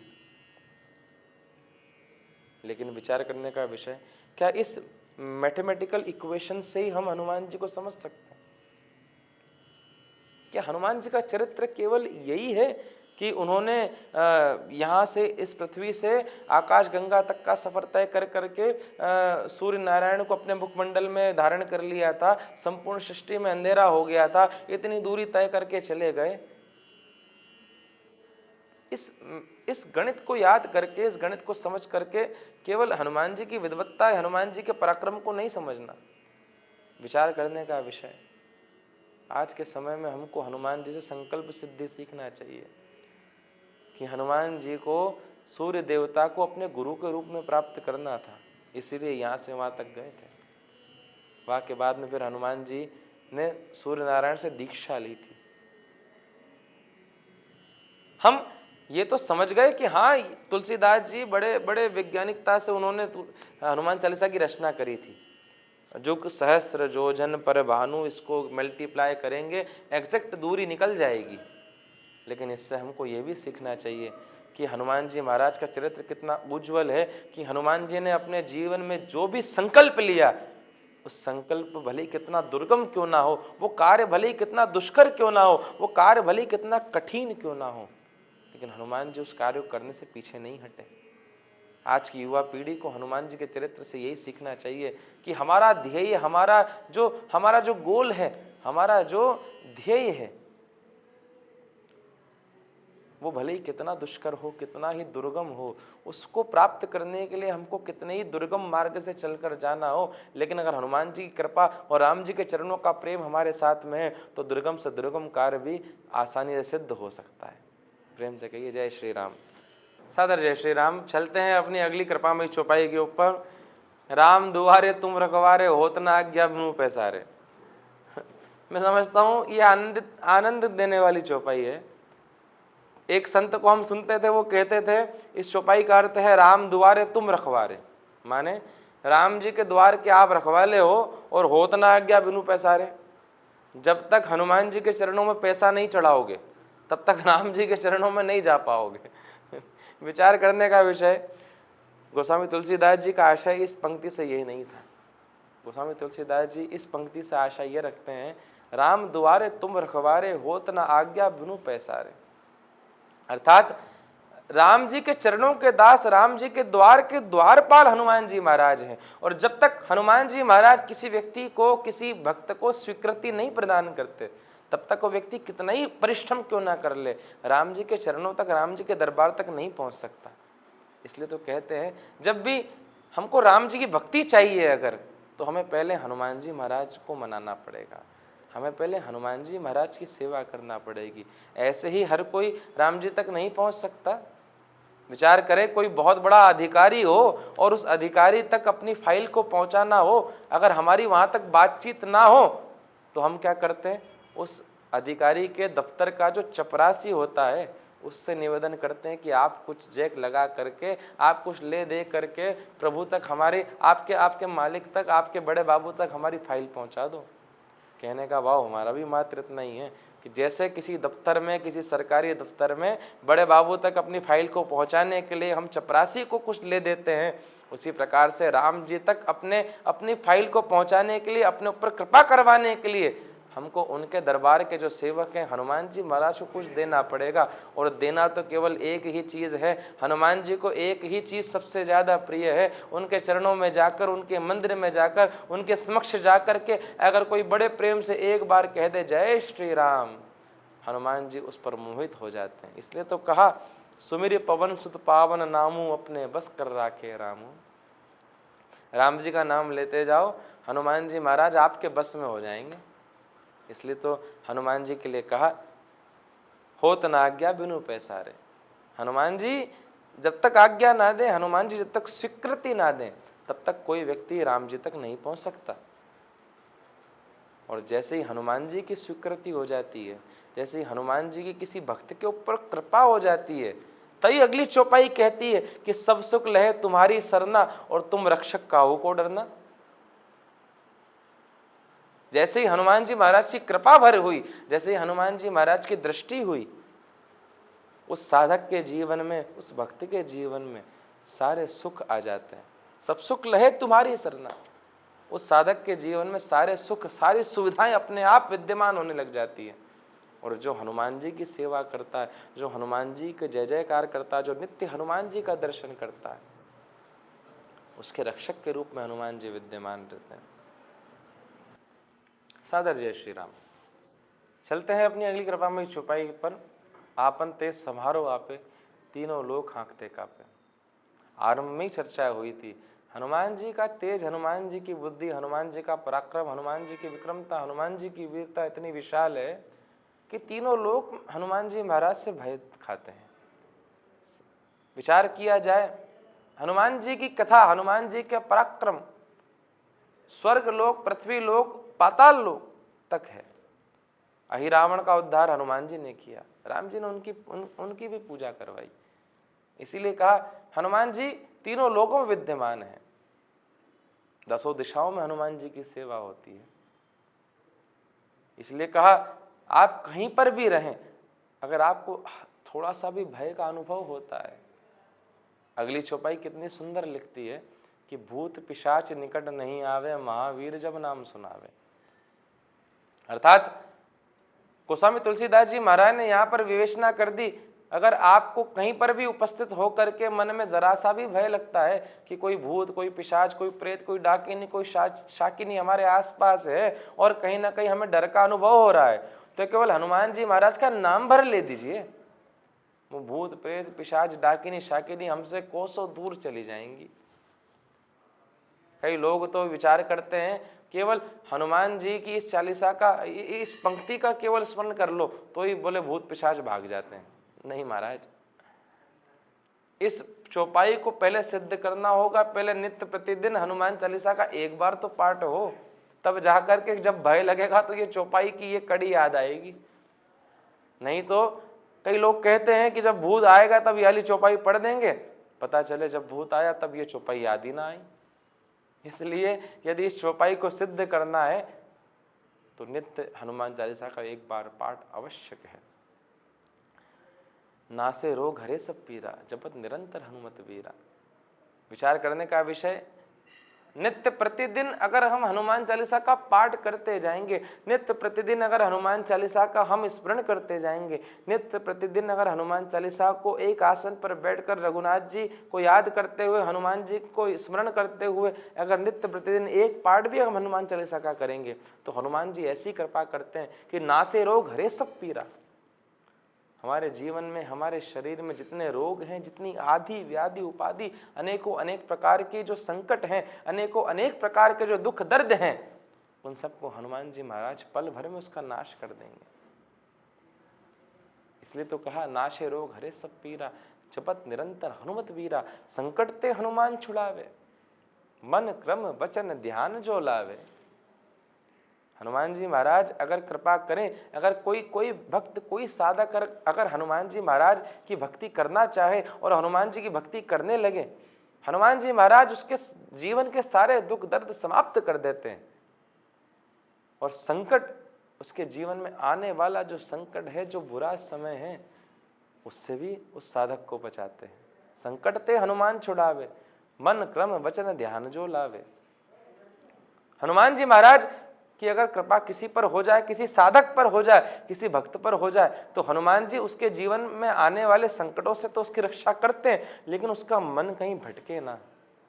भगवान के चरणों में विराजमान होकर, भगवान के मंदिर में बैठकर अगर हम इधर उधर की बातों में अपने मन को लगाएंगे तो क्या हम भगवान के चरणों को प्राप्त कर सकेंगे?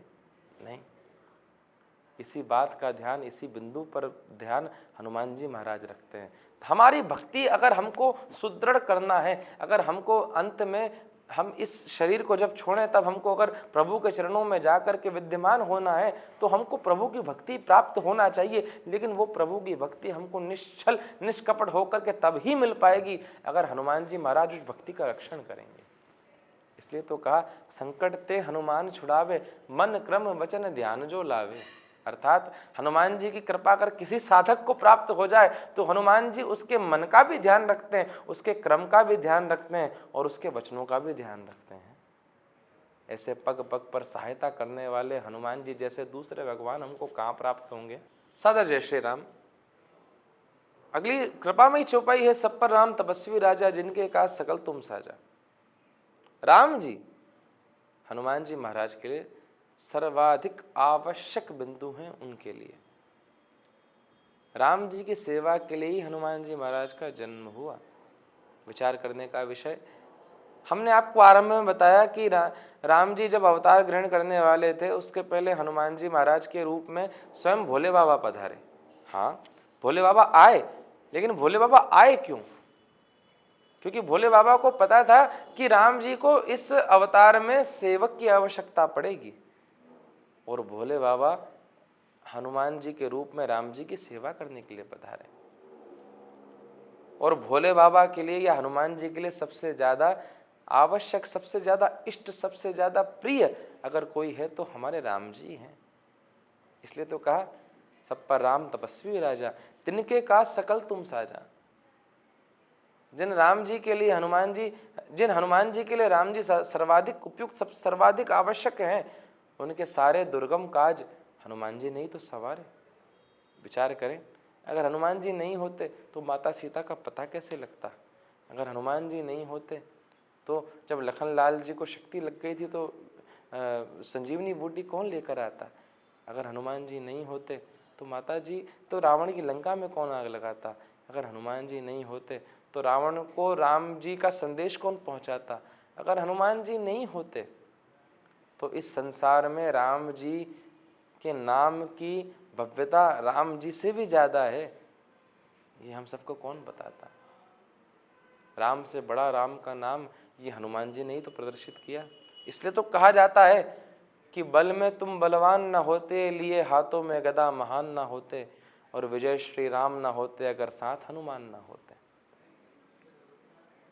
राम जी को विजय प्राप्त करवाने में सर्वाधिक योगदान अगर किसी का था तो हनुमान जी का था। सारे राम जी के काज हनुमान जी महाराज ने सवारे। और मनोरथ जो कोई लावे सोई अमित जीवन फल पावे। चौपाई कितनी सुंदर व्याख्या करती है। हनुमान जी के चरणों में अगर कोई साधक, कोई भक्त कोई भी मनोरथ लेकर के पहुंच जाए, लेकिन वो मनोरथ धर्म से ओतप्रोत होना चाहिए। अगर हनुमान जी के चरणों में जाकर के आप कोई कामना रखोगे, लेकिन उस कामना में कहीं ना कहीं द्वेष छिपा होगा, हनुमान जी कभी उसकी पूर्ति नहीं करेंगे। लेकिन अगर कोई कामना किसी भक्त ने, किसी साधक ने हनुमान जी के चरणों में बैठकर निष्काम समाज के उत्थान के लिए की हो, हनुमान जी उस कामना की पूर्ति करने में देर नहीं लगाते। जैसे राम जी के सारे बिगड़े हुए काज हनुमान जी ने संवारे, उस भक्त के जीवन के बिगड़े हुए काज भी हनुमान जी संवार देते हैं। इसलिए तो कहा, अगली चौपाई बड़ी सुंदर है, चारों युग प्रताप तुम्हारा, है प्रसिद्ध जगत उजियारा। विचार करने का विषय, एकमात्र हनुमान जी ही ऐसे भगवान, ऐसे देवता हैं जिनकी कथाएं चतुर्युगी में विद्यमान है। सबसे पहले सतयुग के समय हनुमान जी महाराज दुर्गा मैया की सेवा में थे, हम सब जानते हैं। माता दुर्गा के दो ही वीर सेवक हैं, एक तो हनुमान जी महाराज और एक भैरव बाबा, और दोनों ही महादेव के प्रतिरूप हैं। सतयुग में हनुमान जी महाराज माता जी की सेवा में। अगला युग आया त्रेता, त्रेता में हनुमान जी महाराज राम जी की सेवा में। अगला युग आया द्वापर, द्वापर के समय तो हनुमान जी महाराज कन्हैया जी के साथ में ही रहे बहुत समय तक। यदि बलराम जी के मान मर्दन की बात हो या अर्जुन के रथ पर विराजमान होने की बात हो, ये दोनों कथाएं हमको बताती है कि हनुमान जी महाराज द्वापर में भी थे। और कलयुग में तो हनुमान जी का क्या कहना, न जाने किस किस रूप में आकर के भक्तों को दर्शन दे जाते हैं। इसलिए तो कहा, चारों युग प्रताप तुम्हारा, है प्रसिद्ध जगत उजियारा। चारों युगों में आपकी अनेकों अनेक कथा विद्यमान है। सादर जय श्री राम। अगली कृपा में चौपाई है, साधु संत के तुम रखवारे, असुर निकंदन राम दुलारे। विचार करने का विषय ये चौपाई हमको संकेत करती है कि हनुमान जी महाराज का परम लक्ष्य क्या है। हनुमान जी महाराज कलयुग के समय में विद्यमान इसीलिए हैं कि हनुमान जी महाराज सदैव साधु संतों की रक्षा करते हैं। साधु संत अर्थात आज के समय में वास्तविक साधु संत को ढूंढना समझना बड़ा मुश्किल है। वास्तविक साधु आज के समय में वही है जो अपने धर्म पर चलता है। ये आवश्यक नहीं कि साधु होने के लिए व्यक्ति को वल्कल वस्त्र धारण करना ही जरूरी हो। कोई व्यक्ति जो कि अपना नित्य व्यापार करता है, अपने परिवार के साथ में आनंद मनाता है, नित्य प्रातः काल उठ करके भगवान की सेवा पूजा यज्ञ करते हुए, अपने व्यापार करते हुए, अपने परिवार का भरण पोषण करते हुए, ना किसी दूसरे जीवधारी को, ना किसी दूसरे प्राणी को संकट में डालते हुए अगर अपना कार्य करता जाता है, उससे बड़ा संत कोई दूसरा नहीं। जो खुद अपना धनोपार्जन तो करे, लेकिन अपने कमाए हुए धन का एक कुछ अंश समाज के उत्थान के लिए, धर्म के उत्थान के लिए दान करे, उससे बड़ा कोई दूसरा संत नहीं। क्या संत केवल वल्कल वस्त्र पहने, गेरुआ वस्त्र पहने लोग ही हो सकते हैं? नहीं। आज के समय में, कलयुग के समय में, जो अपने जीविकोपार्जन करते हुए, अपने परिवार का भरण पोषण करते हुए, समाज, धर्म, परिवार, अपने राष्ट्र के लिए अपने जीवन को, अपने धन को समर्पित करे, वो सच्चा संत है। और ऐसे साधु संतों की रक्षा करने के लिए हनुमान जी सदैव तत्पर रहते हैं। असुर निकंदन राम दुलारे। और आज के समय में असुर कोई कलयुग के समय में असुर वैसे नहीं दिखते जैसे टीवी में हम देखते हैं कि बड़े बड़े वीर हों और बड़े बड़े उनके विशालकाय शरीर हों और न जाने कैसे कैसे डरावने से उनका शरीर बना दो तो वो असुर होंगे। नहीं, आज के समय में असुर वही है जो कि धर्म के लिए खतरा हो, जो समाज के लिए खतरा हो। ऐसे असुरों का सदैव हनुमान जी महाराज उद्धार करते हैं, इसीलिए तो राम जी के दुलारे हैं। और जो इस समाज में, इस कलयुग के समय में जो संत है, जो हनुमान जी महाराज का कृपा पात्र है, उसको हनुमान जी महाराज आशीर्वाद के स्वरूप में क्या देते हैं? अगली चौपाई कहती है, अष्ट सिद्धि नव निधि के दाता, असबर दीन जानकी माता। अष्ट सिद्धि नव निधि हनुमान जी महाराज इसके स्वामी हैं, और ये हनुमान जी को और किसी ने नहीं, स्वयं जानकी मैया ने प्रदान की है। जब जानकी मैया के चरणों में हनुमान जी महाराज अशोक वाटिका में पहुंचे, हनुमान जी महाराज ने खूब प्रणाम किया, मैया को कहा कि मैया मैं तो राम जी के चरणों का दास मात्र हूं। तब मैया ने उनको आशीर्वाद दिया, अजर अमर गुण निधि सुत हो।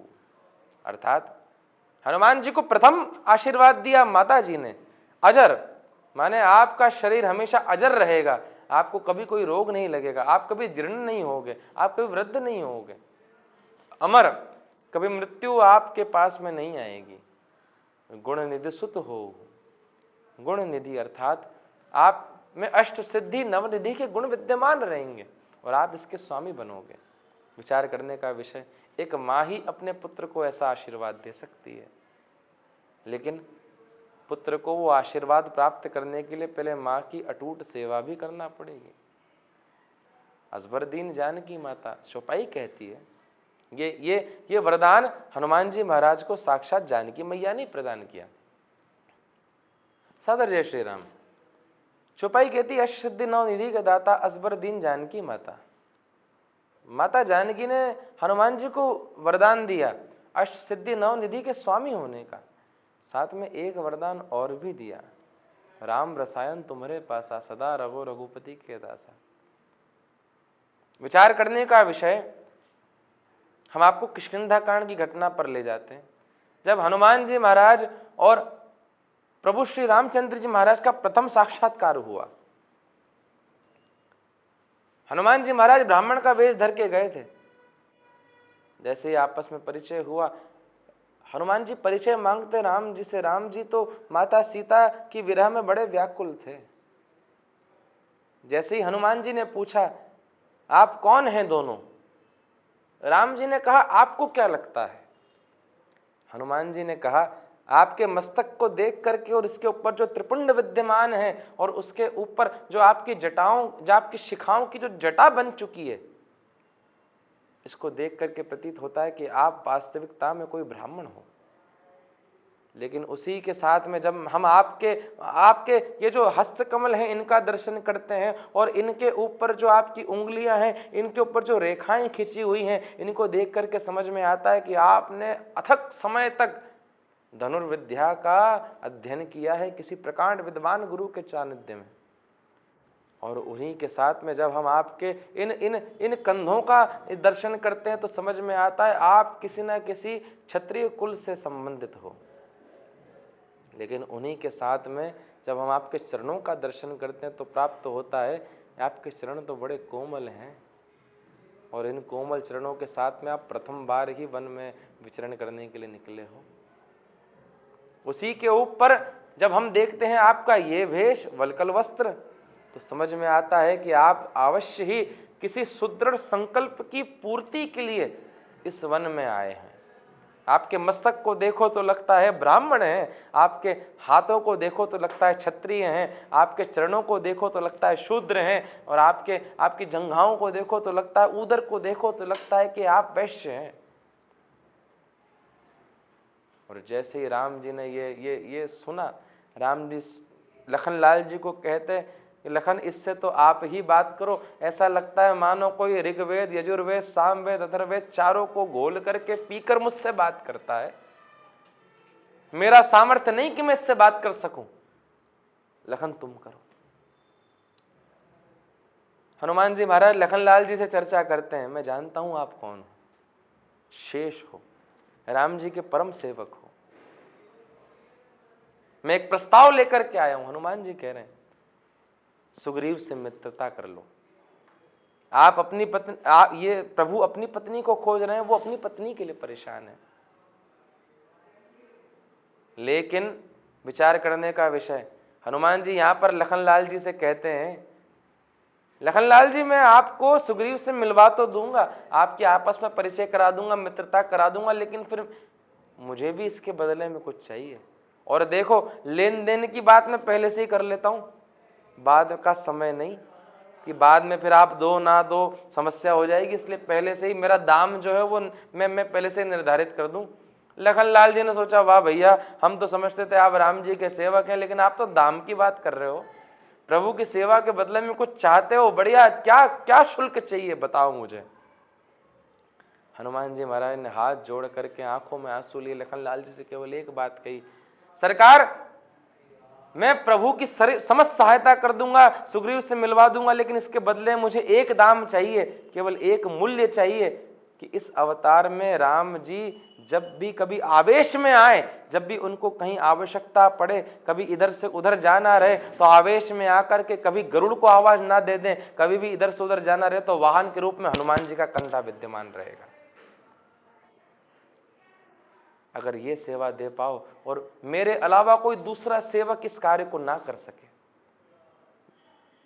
अगर ऐसी सेवा मुझे दे पाओ तो फिर मैं लेके चलता हूं।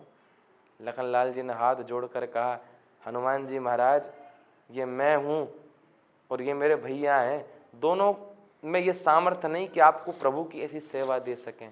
अगर आपको रघुनाथ जी की ऐसी सेवा चाहिए तो जानकी मैया को खोजो और वो ही आपको ऐसी सेवा दे पाएंगी। तब हनुमान जी महाराज गए, जानकी मैया को खोजा और जानकी मैया से जाकर के कहा कि मुझे तो केवल प्रभु की भक्ति चाहिए, मुझे तो केवल प्रभु की सेवा चाहिए। तब जानकी मैया ने आशीर्वचन दिया, राम रसायन तुमरे पासा सदा रहो रघुपति के दासा। आपके जैसा हनुमान जी महाराज, तुम्हारे जैसा रघुनाथ जी का कोई दूसरा भक्त नहीं होगा, कोई दूसरा सेवक नहीं होगा। इसलिए तो कहा, तुमरे भजन राम को पावे, जन्म जन्म के दुख बिसरावे। हम जब हनुमान जी को याद करते हैं, हम जब हनुमान जी के चरणों में जयकार करते हैं, हम जब हनुमान जी के चरणों में प्रणाम करते हैं, तो कहीं ना कहीं वो प्रणाम सीधे जाकर के रघुनाथ जी तक पहुंच जाता है।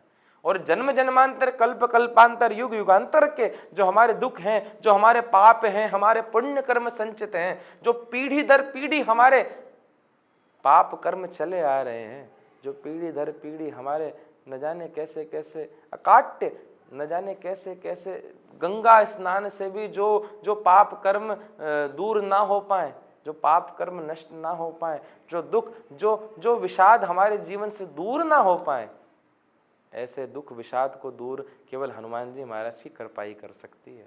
प्रेम से कहिए जय श्री राम। सादर जय श्री राम।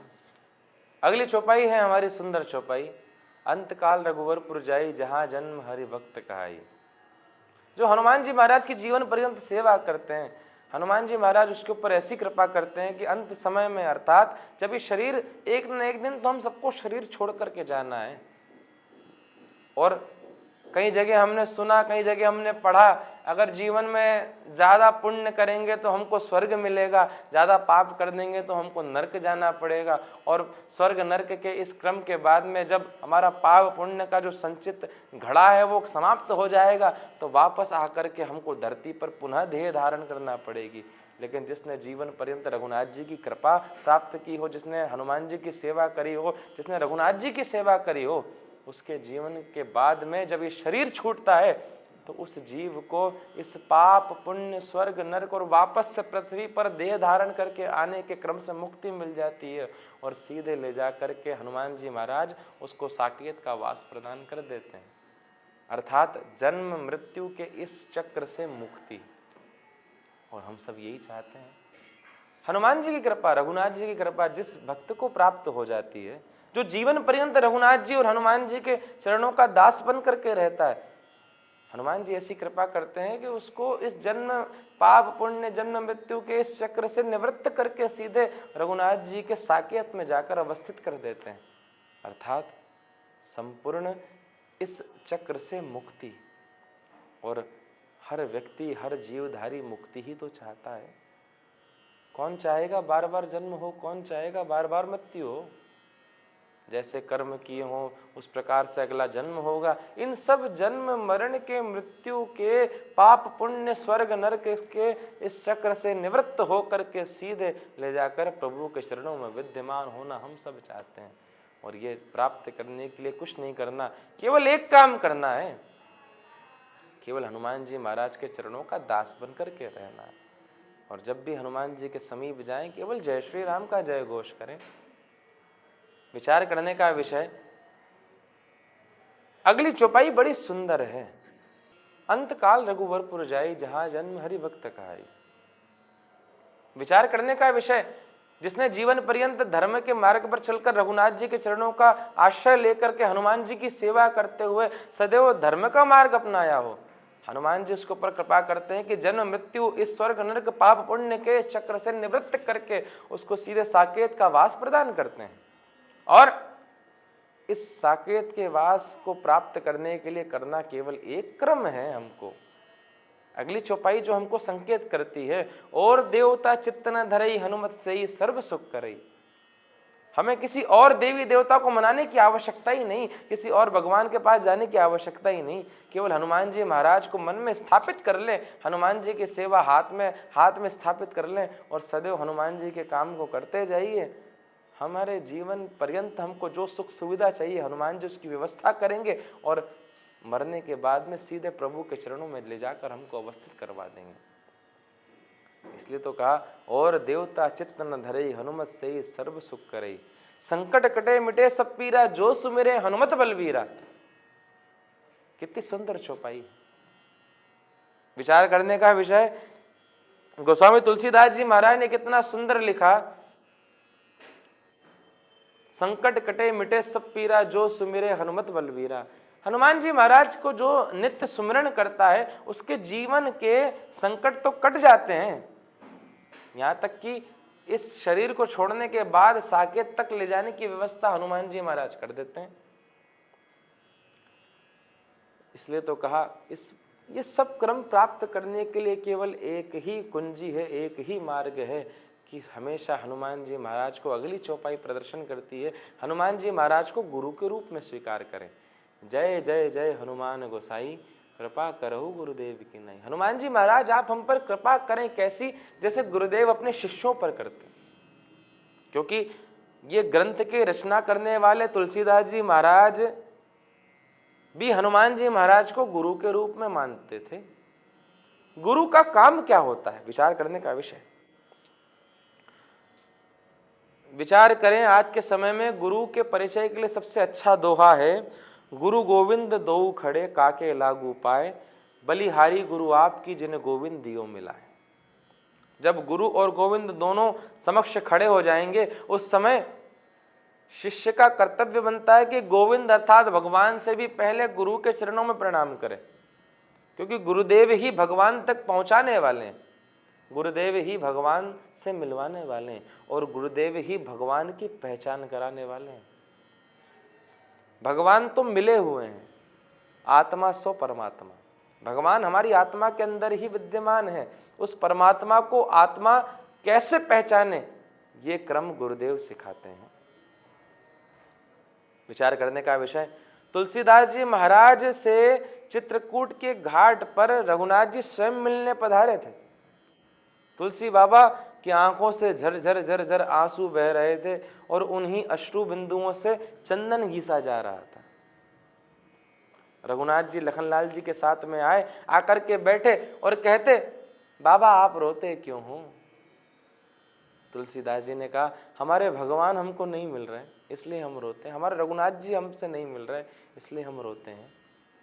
विचार करने का विषय, रघुनाथ जी सामने हैं लेकिन तुलसीदास जी पहचान नहीं पाए, क्योंकि हम सब जानते हैं मुश्किलें होती है आसान बड़ी मुश्किल से, मुश्किलें होती है आसान बड़ी मुश्किल से, व्यक्ति बन पाता है इंसान बड़ी मुश्किल से, और ढूंढने वाले को मिल तो जाते हैं भगवान बड़ी आसानी से, लेकिन ये आँख कर पाती है पहचान बड़ी मुश्किल से।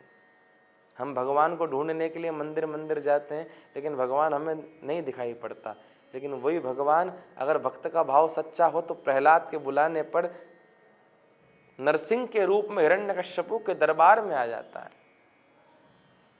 जिस भगवान को हम ढूंढने के वृंदावन जाते हैं वो भगवान हमको वृंदावन में भी नहीं दिखाई पड़ता, हम तो केवल मूर्ति का दर्शन करके आ जाते हैं, लेकिन वही भगवान मीराबाई के बुलाने पर जहर के प्याले में प्रकट हो जाता है। भाव में भगवान होते हैं बंधु। उस भगवान की पहचान कर पाना बड़ा मुश्किल है। तुलसी बाबा के समक्ष राम जी खड़े, लेकिन बाबा पहचान नहीं पा रहे। राम जी ने बोला, अच्छा आपके भगवान आपसे नहीं मिलते, आप इतना रोते हो उसके बाद भी नहीं मिलते, इसका मतलब आपके भगवान दयालु नहीं है, आप पर प्रेम नहीं करते, आपसे दया नहीं करते। उसी समय तुलसी बाबा ने कहा, नहीं ऐसा मत कहो, क्योंकि हमारे राम जी तो बड़े कृपालु हैं। श्री रामचंद्र कृपालु भजमन हरण भवमय दारुणम। राम जी बड़े कृपालु हैं। राम जी ने कहा, चलो बाबा आप तो एक काम करो, हमको चंदन दे दो। तुलसीदास जी ने कहा, घाट पर और भी लोग हैं, आप उनसे चंदन ले लो। विचार करने का विषय, राम जी स्वयं आकर के दर्शन देना चाहते, लेकिन तुलसी बाबा की आंखें पहचान नहीं कर पा रही। वही समय हनुमान जी को चिंता हुई, क्योंकि शिष्य है। हनुमान जी एक मिट्ठू के रूप में पधारे, तोते के रूप में पधारे, और एक डगाल पर चढ़कर कहते कि श्री रघुवीर खड़े हैं सन्मुख, तुलसी तू क्यों रोता, और सफल करो दृग हनुमान जी बोले बनकर तोता। हनुमान जी कहते हैं, तुलसीदास तुम्हारे सामने ही रघुनाथ जी हैं, अपने अपने नेत्रों को सफल करो, दर्शन कर लो। वही समय महाराज प्रसिद्ध चौपाई चित्रकूट के घाट पर भई संतन की भीड़, तुलसीदास चंदन घिसे तिलक देत रघुवीर। तुलसी बाबा ने चंदन घिसकर रघुनाथ जी का तिलक करा। अब अगर विचार करें, हनुमान जी महाराज गुरु जी के रूप में नहीं आकर के तुलसी बाबा को ज्ञान देते, तुलसी बाबा को प्रदर्शन करते, तुलसी बाबा को सही मार्ग दिखाते, तो क्या तुलसी बाबा रघुनाथ जी को पहचान पाते? तो जैसे आपने तुलसीदास जी का पथ प्रदर्शन करा, उसी तरह से आप हमारा भी पथ प्रदर्शित करें, और उसी तरह से आप हमको रघुनाथ जी तक ले जाइए। इसलिए तो कहा कि जय जय जय हनुमान गोसाई, कृपा करहु गुरुदेव की नाई। आप हमारे ऊपर गुरुदेव जैसी कृपा करें, हम तो आपके शिष्य हैं। और अगली चौपाई बड़ी सुंदर, जो शतबार पाठ कर कोई छूटई बंदी महासुख होई। लोग कहते हैं 7 बार अर्थात 100 बार, कोई कहता है 7 बार अर्थात 7 बार। हम कहते हैं आप 100 बार भी पाठ मत करिए, 7 बार माने 7 बार भी पाठ मत करिए। अगर हनुमान जी की कृपा चाहिए तो 100 बार या 7 बार पाठ करने से हनुमान चालीसा का उद्धार नहीं होगा। हम तो कहते हैं इस सत्य का मतलब है सत्यता के साथ। अगर सत्यता के साथ में किसी ने एक बार भी पाठ कर लिया तो पवन तनय संकट हरण बाद में आएगा। हनुमान जी महाराज पहले प्रकट हो जाएंगे कि कौन सा संकट है, बताओ, हम हरण कर लेते हैं। विचार करें, अगर जय हनुमान ज्ञान गुण सागर इस तरह की गति के साथ में आपने 1000 पाठ भी कर लिए, हनुमान जी तक आवाज तो पहुंचेगी, लेकिन पहुंचेगी ऐसी जैसे कोई मच्छर भिनभिना रहा होगा। हम कहते हैं इस गति या इस संख्या में ना पढ़ते हुए सत्यता के साथ में अपने मन को, अपने चित्त को, बुद्धि को, अहंकार को, अपने दृष्टि को हनुमान जी के चरणों में केंद्रित करके राम जी को रूप का स्मरण करते हुए अगर एक बार सच्चे मन से भी पाठ कर लिया जाए, हनुमान जी न जाने किस छद्म रूप में आकर के आपका बिगड़ा हुआ काम बना जाएंगे बंधुओं। इसलिए तो कहा, जो यह पढ़े हनुमान चालीसा होय सिद्ध साखी गौरीशा। जिसने एक बार भी सत्यता के साथ में हनुमान चालीसा का पाठ कर लिया, होय सिद्धि साखी गौरीशा, उसका जीवन अपने आप में सिद्ध हो जाएगा। और इसकी साक्षी स्वयं भगवान विश्वनाथ और पार्वती मैया है। इसलिए तो कहा, तुलसीदास सदा हरि चेरा, कीजे नाथ हृदय मह डेरा। तुलसीदास जी कहते हैं, अंत में तुलसी बाबा ने अपना नाम लिखा। तुलसीदास जी कहते हैं, तुलसीदास सदा हरि चेरा। ये तुलसीदास सदैव, ये भक्त, ये साधक सदैव आपका शिष्य बनकर, आपका चेला बनकर के रहेगा। और इस साधक, इस शिष्य, इस चेले के मन में आप बिल्कुल डेरा डाल करके विद्यमान हो जाइए। जैसे कैसे आप डेरा तो डालिए रघुनाथ जी, लेकिन कैसे डेरा डालिए? जैसे पवन तनय संकट हरण मंगल मूर्ति रूप, राम लखन सीता सहित हृदय बसऊं स्वरूप। जैसे डेरा रघुनाथ जी ने हनुमान जी के हृदय में डाला है, जैसे डेरा रघुनाथ जी ने, हनुमान जी जैसी कृपा रघुनाथ जी ने हनुमान जी के ऊपर करी है कि सीता मैया और लखनलाल जी के साथ में सदैव उनके मन के अंदर, उनके दिल के अंदर, उनके सीने में विद्यमान है। तुलसी बाबा भी ऐसे ही आपके चेहरा बनना चाहते हैं, ऐसे ही आपके शिष्य बनना चाहते हैं कि सदैव आप भी उनके मन, चित्त, बुद्धि, अहंकार में रघुनाथ जी डेरा डाल करके विद्यमान हो जाइए। आइए अपनी इस हनुमान चालीसा की यात्रा का मंगलमय विश्राम करते हैं। लेकिन हमारी यात्रा यहीं पर रुकेगी नहीं। भक्ति Ganga YouTube channel, Instagram channel के माध्यम से हम नित्य सदैव आप तक सनातन संस्कृति की कथाओं को, सनातन संस्कृति की जो सीख हैं, सनातन संस्कृति के ग्रंथों को प्रकाश डालते हुए अनेकों अनेक कथाओं को लेकर के आते रहेंगे। सादर जय श्री राम। अपना प्रेम, अपना दुलार और अपना साथ हमारे साथ में बनाए रखिए। सादर जय श्री राम।